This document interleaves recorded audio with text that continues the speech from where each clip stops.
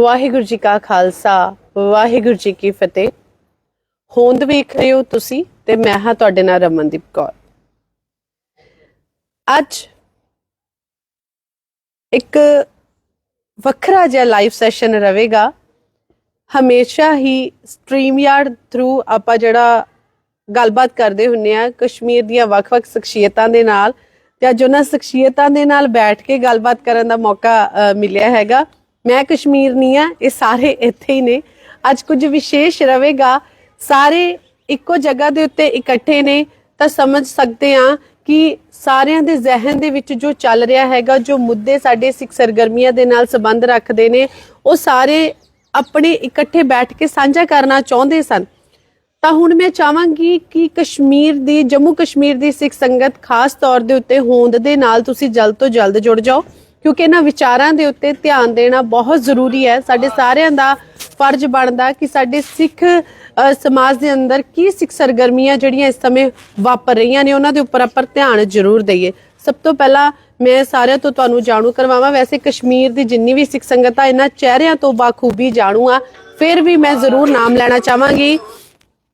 ਸਾਡੇ ਨਾਲ ਨੇ ਇਸ ਸਮੇਂ ਮੇਰੇ ਖੱਬੇ ਪਾਸੇ ਵੱਲ ਸਰਦਾਰ ਹਰਪਾਲ ਸਿੰਘ ਜੀ, ਸਰਦਾਰ ਮਨਜੀਤ ਸਿੰਘ ਜੀ ਜਿਹੜੇ ਮੈਂਬਰ ਨੇ GPC। ਮੇਰੇ ਸੱਜੇ ਪਾਸੇ ਵੱਲ ਨੇ ਸਰਦਾਰ ਨਵਤੇਜ ਸਿੰਘ ਜੀ ਜਿਹੜੇ ਉਹ ਵੀ ਮੈਂਬਰ ਨੇ GPC श्रीनगर, और सरदार मनजीत सिंह जी भी मैंबर ने GPC श्रीनगर। और उन्हां दे नाल बैठे ने सरदार जतिंदर सिंह जी रिटायर्ड SC और मैंबर ने GPC बड़गाम। और उन्हां दे नाल बैठे ने सरदार देविंदरपाल सिंह जी ex-ACD और नाल ने मैंबर ने GPC बड़गाम। और साडे नाल वीर जी सरदार सुखवीर सिंह जी और बतौर अध्यापक अपनी सेवा निभा रहे ने स्कूल दे विच, और नाल GPC मैंबर। इधरले पासे मेरे ने सरदार हरपाल सिंह जी ਜਿਹੜੇ ਨੇ ਮੈਂਬਰ ਨੇ GPC श्रीनगर ਦੇ। ਸਭ ਤੋਂ ਪਹਿਲਾਂ ਤਾਂ ਮੈਂ ਸਾਰਿਆਂ ਦਾ ਹੋਂਦ ਦੇ ਉੱਤੇ ਬਹੁਤ-ਬਹੁਤ ਸਵਾਗਤ ਕਰਦੀ ਹਾਂ ਜੀ। ਵਾਹਿਗੁਰੂ ਜੀ ਕਾ ਖਾਲਸਾ ਵਾਹਿਗੁਰੂ ਜੀ ਕੀ ਫਤਿਹ। ਸਾਰਿਆਂ ਦੀ ਧੰਨਵਾਦੀ ਹਾਂ, ਕਿਉਂਕਿ ਮੈਂ ਦੇਖਿਆ ਕਸ਼ਮੀਰ ਦੀ ਸਿੱਖ ਸੰਗਤ। ਔਰ ਆਪਾਂ ਗੱਲ ਕਰਾਂਗੇ ਗੁਰਦੁਆਰਾ ਪ੍ਰਬੰਧਕ ਬੋਰਡ ਦੀ। ਗੁਰਦੁਆਰਾ ਪ੍ਰਬੰਧਕ ਕਮੇਟੀਆਂ ਦੀਆਂ ਇਲੈਕਸ਼ਨਾਂ ਹੋਈਆਂ, ਕਿਤੇ ਸਿਲੈਕਸ਼ਨ ਹੋਈ, ਕਿਤੇ ਇਲੈਕਸ਼ਨ ਹੋਈ, ਕਮੇਟੀਆਂ ਬਣ ਗਈਆਂ। ਉਸ ਤੋਂ ਬਾਅਦ ਕਮੇਟੀਆਂ ਬਣਨ ਦੇ ਬਾਅਦ 40 ਤੋਂ 45 ਦਿਨਾਂ ਵਿੱਚ ਦਾ ਸਮਾਂ ਹੁੰਦਾ ਵੀ ਤੁਸੀਂ ਗੁਰਦੁਆਰਾ ਪ੍ਰਬੰਧਕ ਬੋਰਡ ਦੀ ਚੋਣ ਕਰ ਲੈਣੀ ਆ। ਕੌਣ ਤੁਹਾਡਾ ਚੇਅਰਮੈਨ ਹੋਵੇਗਾ, ਕਿਹੜੇ ਜਿਹੜੇ ਉਸ ਦੇ ਵਿੱਚ ਸੇਵਾਦਾਰ ਹੋਣਗੇ, ਉਹ ਤੁਸੀਂ ਚੁਣ ਲੈਣਾ। ਲੇਕਿਨ ਅਜੇ ਤੱਕ ਉਹ ਚੀਜ਼ ਹੈ ਜਿਹੜੀ ਉਸ ਦਾ ਗਠਨ ਹੈ ਜਿਹੜਾ ਅਜੇ ਤੱਕ ਨਹੀਂ ਹੋਇਆ। ਨਾ ਕੋਈ ਅਜਿਹੀ ਜਿਹੜੀ ਚੇਅਰਮੈਨ ਦੀ ਜਿਹੜੀ ਚੋਣ ਹੈ ਉਹ ਕੀਤੀ ਗਈ ਹੈ। ਤੁਸੀਂ ਕਿਵੇਂ ਵੇਖਦੇ ਹੋ? ਸਮੇਂ ਦੀ ਬਰਬਾਦੀ ਹੋ ਰਹੀ ਹੈ, ਔਰ ਨਾਲ ਹੀ ਇੱਕ ਕਹਿ ਸਕਦੇ ਆ ਕਿ ਜਿਸ ਤਰ੍ਹਾਂ ਦੇ ਨਾਲ ਜਿਸ ਲੀਹ ਦੇ ਉੱਤੇ ਸਾਡੀ ਮੈਨੇਜਮੈਂਟ ਨੂੰ ਚੱਲਣਾ ਚਾਹੀਦਾ, ਉਹਦੇ ਵਿੱਚ ਇਹਦੇ ਨਾਲ ਰੁਕਾਵਟਾਂ ਆ ਰਹੀਆਂ ਨੇ। ਵਾਹਿਗੁਰੂ ਜੀ ਕਾ ਖਾਲਸਾ ਵਾਹਿਗੁਰੂ ਜੀ ਕੀ ਫਤਿਹ। ਸਭ ਤੋਂ ਪਹਿਲਾਂ ਮੇਰਾ ਜੀ ਆਪ ਜੀ ਨੂੰ ਮੁਬਾਰਕਬਾਦ ਦੇਣਾ ਇਸ ਗੱਲ ਲਈ ਕਿ ਅੱਜ ਕਮ ਸੇ ਕਮ ਮੈਂ ਸਮਝਦਾ 70 ਸਾਲ ਤੋਂ ਬਾਅਦ ਇੱਥੇ ਸਾਡੇ ਕਸ਼ਮੀਰ ਦੇ ਵਿੱਚ ਕੋਮਲ ਅਖਬਾਰ ਚੱਲਿਆ ਸੀ। ਉਸ ਤੋਂ ਬਾਅਦ ਪੰਥਕ ਸੰਦੇਸ਼, ਤੇ ਉਸ ਤੋਂ ਬਾਅਦ ਰੱਬ ਤੁਹਾਡੀ ਚੜ੍ਹਦੀ ਕਲਾ ਕਰੇ ਕਿ ਤੁਹਾਡੀ ਜੇਕੇ ਬਾਣੀ ਜਿਹੜੀ ਹੋਂਦ ਬਦਲ ਗਈ ਹੋਣ। ਇੱਕ ਪੂਰੀ ਸਿੱਖ ਕੌਮ ਦੀ ਜੰਮੂ ਦੇ ਕਸ਼ਮੀਰ ਦੇ ਵਿੱਚ ਆਵਾਜ਼ ਬਣ ਕੇ ਐਸੀ ਉਭਰੀ ਹੈ ਕਿ ਸਾਡਾ ਹਰ ਮੁੱਦਾ ਜਿਹੜਾ ਵੀ ਅੱਜ ਤੱਕ ਕੋਈ ਵੀ ਇਸਨੂੰ ਪਤਾ ਨਹੀਂ ਚੱਲਦਾ ਸੀ, ਉਹ ਅੱਜ ਹਰ ਰੋਜ਼ ਚੱਲ ਰਿਹਾ ਹੈ ਜੀ, ਹਰ ਲੋਕਾਂ ਦੇ ਸਾਹਮਣੇ ਆ ਰਿਹਾ ਹੈ। ਤੇ ਮੈਂ ਮੁਬਾਰਕਬਾਦ ਦੇਣਾ ਕਿ ਅੱਜ ਸਾਡੇ ਆਨਰੇਬਲ ਮੈਂਬਰ ਸਾਹਿਬ ਜਿਹੜੇ श्रीनगर ਤੋਂ ਕੁਝ ਸਰਦੀਆਂ ਦੇ ਕਾਰਨ, ਕੁਝ ਆਪਣੇ ਕੰਮਕਾਜ ਦੇ ਕਾਰਨ ਜੰਮੂ ਆਏ ਹੋਏ ਨੇ, ਤੇ ਅੱਜ ਤੁਸੀਂ ਆਪਣਾ ਕੀਮਤੀ ਸਮਾਂ ਕੱਢ ਕੇ ਸਾਨੂੰ ਤੇ ਬੁਲਾਇਆ ਹੈ। ਤੇ ਜਿਹੜਾ ਸਵਾਲ ਤੁਸੀਂ ਸਾਨੂੰ ਪੁੱਛਿਆ ਹੈ ਉਹਦੇ ਬਾਰੇ ਮੈਂ ਦੱਸ ਦਿਆਂ ਕਿ ਗੁਰਦੁਆਰਾ ਐਕਟ ਜਿਹੜਾ 1978 ਚ ਬਣਿਆ, ਉਹ ਸਿਰਫ ਇਸ ਲਈ ਬਣਿਆ ਸੀ ਕਿ ਭਾਈ ਸਾਡੇ ਗੁਰਦੁਆਰਾ ਦਾ ਸੁਧਾਰ, ਸਾਡੀ ਕੌਮ ਦੀ ਚੜ੍ਹਦੀ ਕਲਾ ਦੇ ਲਈ ਇਹ ਚੀਜ਼ ਬਣੇ। ਤੇ ਹਮੇਸ਼ਾ ਜਦੋਂ ਗੁਰਦੁਆਰਾ ਪ੍ਰਬੰਧਕ ਕਮੇਟੀ ਦੀ ਇਲੈਕਸ਼ਨ ਹੁੰਦੀਆਂ ਸਨ ਤੇ ਉਸ ਦੇ 42-2.5 ਮਹੀਨੇ ਦੇ ਅੰਦਰ ਅੰਦਰ ਹੀ ਗੁਰਦੁਆਰਾ ਪ੍ਰਬੰਧਕ ਬੋਰਡ ਦੀ ਇਲੈਕਸ਼ਨ ਹੋ ਜਾਂਦੀ ਸੀ। ਉਹਦਾ ਚੇਅਰਮੈਨ ਭਾਵੇਂ ਜੰਮੂ ਤੋਂ ਆਵੇ ਜਾਂ श्रीनगर ਤੋਂ ਆਵੇ, ਪਰ ਉਹ ਇੱਕ ਅਗਰ ਜੰਮੂ ਤੋਂ ਆਉਂਦੇ ਸੀ ਤੇ ਵਾਈਸ ਪ੍ਰੈਜ਼ੀਡੈਂਟ श्रीनगर ਤੋਂ ਆਉਂਦਾ ਸੀ, ਉਹਦਾ ਇਹ ਹੁੰਦਾ ਸੀ ਫਾਇਦਾ ਲੈਂਦੀ ਸੀ। ਪਰ ਮੈਂ ਇਸ ਨੂੰ ਕਿਹੜੇ ਲਫ਼ਜ਼ਾਂ ਵਿੱਚ ਆਖਾਂ, ਕਿਉਂਕਿ ਮੈਂ ਪਹਿਲੇ ਵੀ ਤੁਹਾਨੂੰ ਕਈ ਵਾਰੀ ਦੱਸ ਚੁੱਕਿਆ ਹਾਂ ਕਿ 1997 ਤੋਂ ਸੱਚੇ ਪਾਤਸ਼ਾਹ ਦੀ ਮਿਹਰ ਨਾਲ ਮੈਂ ਗੁਰਦੁਆਰਾ ਪ੍ਰਬੰਧਕ ਕਮੇਟੀ ਦਾ ਮੈਂਬਰ ਆ ਰਿਹਾ, ਅਲੱਗ-ਅਲੱਗ ਅਹੁਦੇ ਤੇ ਕੰਮ ਕੀਤਾ ਹੈ ਜੀ। ਤੇ ਪਰ 2002 ਦੇ ਵਿੱਚ ਜਿਸ ਵਕਤ ਸਾਡੀ ਇਲੈਕਸ਼ਨ ਹੋਈ, ਉਸ ਤੋਂ ਬਾਅਦ 2 ਮਹੀਨੇ ਦੇ ਅੰਦਰ ਦੀ ਸਾਡਾ ਇੱਕ ਬੋਰਡ ਬਣ ਗਿਆ, ਜਿਹਦੇ ਚੇਅਰਮੈਨ ਉਸ ਵਕਤ TS ਵਜ਼ੀਰ ਸਾਹਿਬ ਬਣੇ, ਤੇ श्रीनगर ਦੇ vice president sir Mohan Singh ji ਤਰਾਲੀ ਬਣੇ। ਉਸ ਤੋਂ ਬਾਅਦ ਇਲੈਕਸ਼ਨਾਂ ਕੋਈ 10-15 ਸਾਲ ਪੋਸਟਪੋਨ ਹੋ ਗਈਆਂ ਤੇ ਸਾਡੇ ਉਹ ਚੱਲਦੇ ਰਹੀ। ਲੇਕਿਨ ਉਸ ਤੋਂ ਬਾਅਦ ਫਿਰ 2015 ਵਿੱਚ ਦੁਬਾਰਾ ਇਲੈਕਸ਼ਨ ਹੋਈ, ਜਿਸ ਦੇ ਵਿੱਚ ਗਵਰਨਮੈਂਟ ਨੇ ਸਾਨੂੰ ਕਿਹਾ ਕਿ ਭਾਈ ਵਿਦਨ 2-3 ਮਹੀਨੇ ਦੇ ਅੰਦਰ ਅੰਦਰ ਹੀ ਅਸੀਂ ਇਲੈਕਸ਼ਨ ਬੋਰਡ ਦੀ ਕਰਾ ਦਿਆਂਗੇ। ਲੇਕਿਨ ਕੁਝ ਐਸੇ ਲੋਕ ਵੀ ਸਾਡੇ ਚਾਹ ਨੇ ਕਿ ਜਿਹੜੇ ਨਹੀਂ ਚਾਹੁੰਦੇ, ਉਹ ਆਪਣੀ ਪੋਲੀਟੀਕਲ ਗੇਮ ਖੇਡਣ ਲਈ ਹਰ ਚੀਜ਼ ਨੂੰ ਕੌਮ ਨੂੰ ਆਪਣੀ ਵਰਤੋਂ ਲਈ ਇਸਤੇਮਾਲ ਕਰਕੇ ਉਹ ਇਲੈਕਸ਼ਨ ਨਹੀਂ ਹੋਣ ਦਿੱਤੀਆਂ। ਤੇ ਤੁਹਾਨੂੰ ਪਤਾ ਹੈ ਕਿ 2022 ਜੂਨ ਤੇ 27 ਜੂਨ ਨੂੰ ਫਿਰ ਗੁਰਦੁਆਰਾ ਪ੍ਰਬੰਧਕ ਕਮੇਟੀ ਦੀ ਇਲੈਕਸ਼ਨ ਹੋਈਆਂ। ਜੰਮੂ ਸ਼ਹਿਰ ਦੇ ਵਿੱਚ ਬੜੇ ਅੱਛੇ ਤਰੀਕੇ ਦੇ ਨਾਲ ਕਮੇਟੀਆਂ ਆਈਆਂ, ਮੈਂਬਰ ਆਏ। ਉਸ ਤੋਂ ਬਾਅਦ ਕਮੇਟੀਆਂ ਕਿਸ਼ਨੀਆਂ ਬਣੀਆਂ, ਉਹਦਾ ਵੇਰਵਾ ਅਸੀਂ ਤੁਹਾਨੂੰ ਪਹਿਲੇ ਵੀ ਦੇ ਚੁੱਕੇ ਹਾਂ। ਮੈਂ ਥੋੜੀ ਜਿਹੀ ਗੱਲ ਕਰਾਂਗਾ ਕਿ ਹਰ ਜਗ੍ਹਾ ਤੇ ਗੁਰਦੁਆਰੇ ਜਿਹੜੀ ਕਮੇਟੀਆਂ ਬਣੀਆਂ ਉਹ ਗੁਰੂ ਘਰ ਦੇ ਵਿੱਚ ਬਹਿ ਕੇ ਬੜੇ ਪਿਆਰ ਸਤਿਕਾਰ ਨਾਲ, ਕਿਉਂਕਿ ਹਰ ਮੈਂਬਰ ਨੇ ਜਿਹੜੀ ਤੁਸੀਂ ਵੀਡੀਓ ਦੇਖੀ ਹੋਈਆਂ ਨੇ, ਉੱਥੇ ਇਹ ਕਿਹਾ ਗਿਆ ਕਿ ਜੀ ਅਸੀਂ ਕਿਸੇ ਲਈ ਨਹੀਂ, ਅਸੀਂ ਗੁਰੂ ਘਰ ਦੇ ਸੇਵਾ ਦੇ ਲਈ ਆਏ ਹਾਂ। ਪਰ ਉਹ ਗੱਲ ਜਿਹੜੀ ਸੀ ਉਹ ਸਿਰਫ ਸ਼ਾਮ ਦੇ ਸੌਣ ਤੱਕ ਸੀ। ਸਵੇਰੇ ਫਿਰ ਉਹੀ ਗੱਲ ਕਿ ਭਾਈ ਅਸੀਂ ਉਹੀ ਕੰਮ ਕਰਨਾ ਜਿਹੜਾ ਅਸੀਂ ਗੁਰੂ ਨੂੰ ਨਹੀਂ ਮੰਨਣਾ, ਆਪਣਾ ਦੱਸਣਾ ਕਿ ਭਾਈ ਨਹੀਂ ਹੁਣ ਅਸੀਂ ਆ ਗਿਆ, ਹੁਣ 5 ਸਾਲ ਸਾਨੂੰ ਕੋਈ ਵੀ ਨਹੀਂ ਹਟਾ ਸਕਦਾ। ਉਹਦਾ ਇਹ ਗਲਤ ਸਿਗਨਲ ਜਾਂਦਾ ਹੈ ਗੌਰਮੈਂਟ ਦੇ ਵਿੱਚ ਕਿ ਭਾਈ ਇਹਨਾਂ ਦੇ ਵਿੱਚ ਫਿਰ ਮਾਰਤਾ ਸ਼ੁਰੂ ਹੋਈ ਜਿਹੜੀ ਇਲੈਕਸ਼ਨ ਸੇ ਕਰਾਈਆਂ। ਤੇ ਅੱਜ ਕੋਈ ਕਰ ਚੁੱਕਾ 8 ਮਹੀਨੇ ਹੋ ਗਏ ਨੇ ਤੇ ਗੁਰਦੁਆਰਾ ਪ੍ਰਬੰਧਕ ਕਮੇਟੀ ਦਾ ਬੋਰਡ ਦਾ ਕੋਈ ਵੀ ਇਲੈਕਸ਼ਨ ਨਹੀਂ ਹੈ। ਹਾਲਾਂਕਿ ਅੱਜ ਤੋਂ ਕੁਝ 1.5-2 ਮਹੀਨੇ ਪਹਿਲੇ ਸਾਨੂੰ ਪਤਾ ਚੱਲਿਆ ਸੀ ਕੋਈ ਨੋਟੀਫਿਕੇਸ਼ਨ ਨਿਕਲੀ ਹੈ, ਲੇਕਿਨ ਉਸ ਟਾਈਮ ਕੋਈ ਵੀ ਅਮਲ ਨਹੀਂ। ਦੇਖੋ, ਕਿਆ ਬੋਰਡ ਦਾ ਗਠਨ ਨਾ ਹੋਣਾ, ਜੋ ਜੀਪੀਸੀ ਦੀ ਜਦੋਂ ਇਲੈਕਸ਼ਨ ਹੁੰਦੀਆਂ ਨੇ, ਕਮੇਟੀਆਂ ਬਣਦੀਆਂ ਨੇ, ਉਸ ਸਮੇਂ ਜੋ ਸਾਰਾ ਕੁਝ ਹੁੰਦਾ ਹੈ ਹਨਾ, 5-6 ਵਾਲਾ ਜੋ ਸਾਰਾ ਪੈਂਦਾ, 5 ਇੱਧਰ 6 ਇੱਧਰ 7 ਹੋ ਗਏ ਹਨਾ, ਕਿਆ ਇਹ ਇਸੇ ਕਰਕੇ ਬੋਰਡ ਨਹੀਂ ਬਣ ਪਾ ਰਿਹਾ ਕਿ ਜੋ ਉਸ ਸਮੇਂ ਮਾਹੌਲ ਬਣਿਆ ਸੀਗਾ ਉਹ ਦੁਬਾਰਾ ਨਾ ਬਣੇ? ਬਿਲਕੁਲ ਉਹ ਗੱਲ ਉਹੀ ਉਸ ਤੋਂ ਬਤਾ ਰਿਹਾ ਤੁਹਾਨੂੰ ਨਾ, ਤੇ ਉਹ ਜਿਹੜੀ ਸਾਡੇ ਬਣ ਗਿਆ ਸਿਸਟਮ ਬਣਿਆ ਤੇ ਇਸ ਵਕਤ ਤੱਕ ਸਾਡੀ ਬੋਰਡ ਦੀ ਇਲੈਕਸ਼ਨ ਨਹੀਂ ਹੋਣ ਦੇ ਰਹੇ, ਕਿਉਂਕਿ ਕੁਝ ਲੋਕ ਸਮਝਦੇ ਨੇ ਕਿ ਭਾਈ ਅਸੀਂ ਦੇਖੀਏ ਪਹਿਲੇ ਇਹ ਬੋਰਡ ਕਿਹੜੇ ਪਾਸੇ ਜਾਏਗਾ। ਕੁਝ ਐਸੇ ਸ਼ਰਾਰਤੀ ਲੋਕ ਹਨ ਸਾਡੇ ਚ ਜਿਹੜੇ ਚਾਹੁੰਦੇ ਨੇ ਕਿ ਗੁਰਦੁਆਰਾ ਕੀ ਹੁੰਦਾ ਹੈ, ਕੌਮ ਕਿਹੜੇ ਪਾਸੇ ਚੱਲਦੀ ਹੈ। ਕਿਉਂਕਿ ਮੈਂ ਤੁਹਾਨੂੰ ਇੱਕ ਗੱਲ ਕਲੀਅਰ ਕਰ ਦਿਆਂ, ਜੰਮੂ ਦੇ ਵਾਤਾਵਰਨ ਵਿੱਚ ਤੇ ਸਾਡੇ ਸ਼ਹਿਰ ਦੇ ਵਾਤਾਵਰਨ ਚ ਬਹੁਤ ਫਰਕ ਹੈ। ਕਿਉਂਕਿ ਤੁਹਾਨੂੰ ਪਤਾ ਹੈ ਸ਼੍ਰੀਨਗਰ ਦੇ ਵਿੱਚ ਅੱਜ 37 ਸਾਲ ਤੋਂ ਕੁਝ ਹਾਲਾਤ ਐਸੇ ਚੱਲ ਰਹੇ ਨੇ ਜਿੱਥੇ ਕਸ਼ਮੀਰ ਦਾ ਸਿੱਖ ਬੜੀ ਸੋਚ ਸਮਝ ਅਕਲ ਦੇ ਨਾਲ ਅਸੀਂ ਆਪਣਾ ਦਿਨ ਗੁਜ਼ਾਰ ਰਹੇ ਹਾਂ। ਤੇ ਜੰਮੂ ਦੇ ਵਿੱਚ ਤੁਸੀਂ ਜੋ ਵੀ ਚਾਹੋ ਬੋਲਣਾ ਬੋਲ, ਲੇਕਿਨ ਬੋਰਡ ਦੀ ਹੁਣ ਗੱਲ ਹੈ ਬੋਰਡ ਦੀ। ਜੇ ਗੁਰਦੁਆਰਾ ਪ੍ਰਬੰਧਕ ਬੋਰਡ ਦੀ ਇਲੈਕਸ਼ਨ ਦੇ ਲਈ ਮੈਂ ਸਾਰੇ ਜਿੰਨੇ ਸਾਡੇ ਆਨਰੇਬਲ ਮੈਂਬਰ ਜੰਮੂ ਸ਼੍ਰੀਨਗਰ ਆਏ ਨੇ, ਰਮਨ ਜੀ ਤੁਹਾਡਾ ਮੈਂ ਇੰਟਰਵਿਊ ਦਿੱਤਾ ਸੀ ਜਿੱਥੇ ਸਾਡੇ ਬੱਚਿਆਂ ਦੇ ਕਾਰ ਦਾ ਮੁੱਦਾ ਚੱਲਿਆ ਸੀ, ਉੱਥੇ ਮੈਂ ਗੱਲ ਕਹੀ ਸੀ ਕਿ ਭਾਈ ਅੱਜ ਕੋਈ ਵੀ ਇਹ ਨਾ ਸੋਚੇ ਕਿ ਮੈਂ ਜੰਮੂ ਦਾ ਹਾਂ, ਮੈਂ ਪੁਲਿਸ ਦਾ, ਮੈਂ ਸ਼੍ਰੀਨਗਰ ਦਾ, ਮੈਂ ਬਲ, ਇਹ ਪੂਰੀ ਕੌਮ ਦਾ ਮਸਲਾ ਹੈ। ਅਗਰ ਅੱਜ ਵੀ ਗੁਰਦੁਆਰਾ ਪ੍ਰਬੰਧਕ ਬੋਰਡ ਨਹੀਂ ਬਣਦਾ ਤੇ ਤੁਸੀਂ ਦੇਖ ਰਹੇ ਹੋ ਕਿ ਅੱਜ ਹਰ ਜਗ੍ਹਾ ਮਨਮਾਨੀਆਂ ਚੱਲ ਰਹੀਆਂ ਨੇ, ਆਪਣੇ ਹਿਸਾਬ ਕਿਤਾਬ ਦੇ ਪੈਸੇ ਖਰਚ ਹੋ ਰਹੇ ਨੇ, ਕੋਈ ਪੁੱਛਣ ਵਾਲਾ ਨਹੀਂ, ਜਿਹਨੂੰ ਜੋ ਚੀਜ਼ ਆ ਰਹੀ ਹੈ ਪੈਸੇ ਖਰਚ ਰਿਹਾ ਹੈ, ਜੋ ਚੀਜ਼ ਆਉਂਦੀ ਹੈ ਗੁਰਦੁਆਰੇ ਦੀ ਪ੍ਰਾਪਰਟੀ ਵੇਚ ਰਹੇ ਨੇ।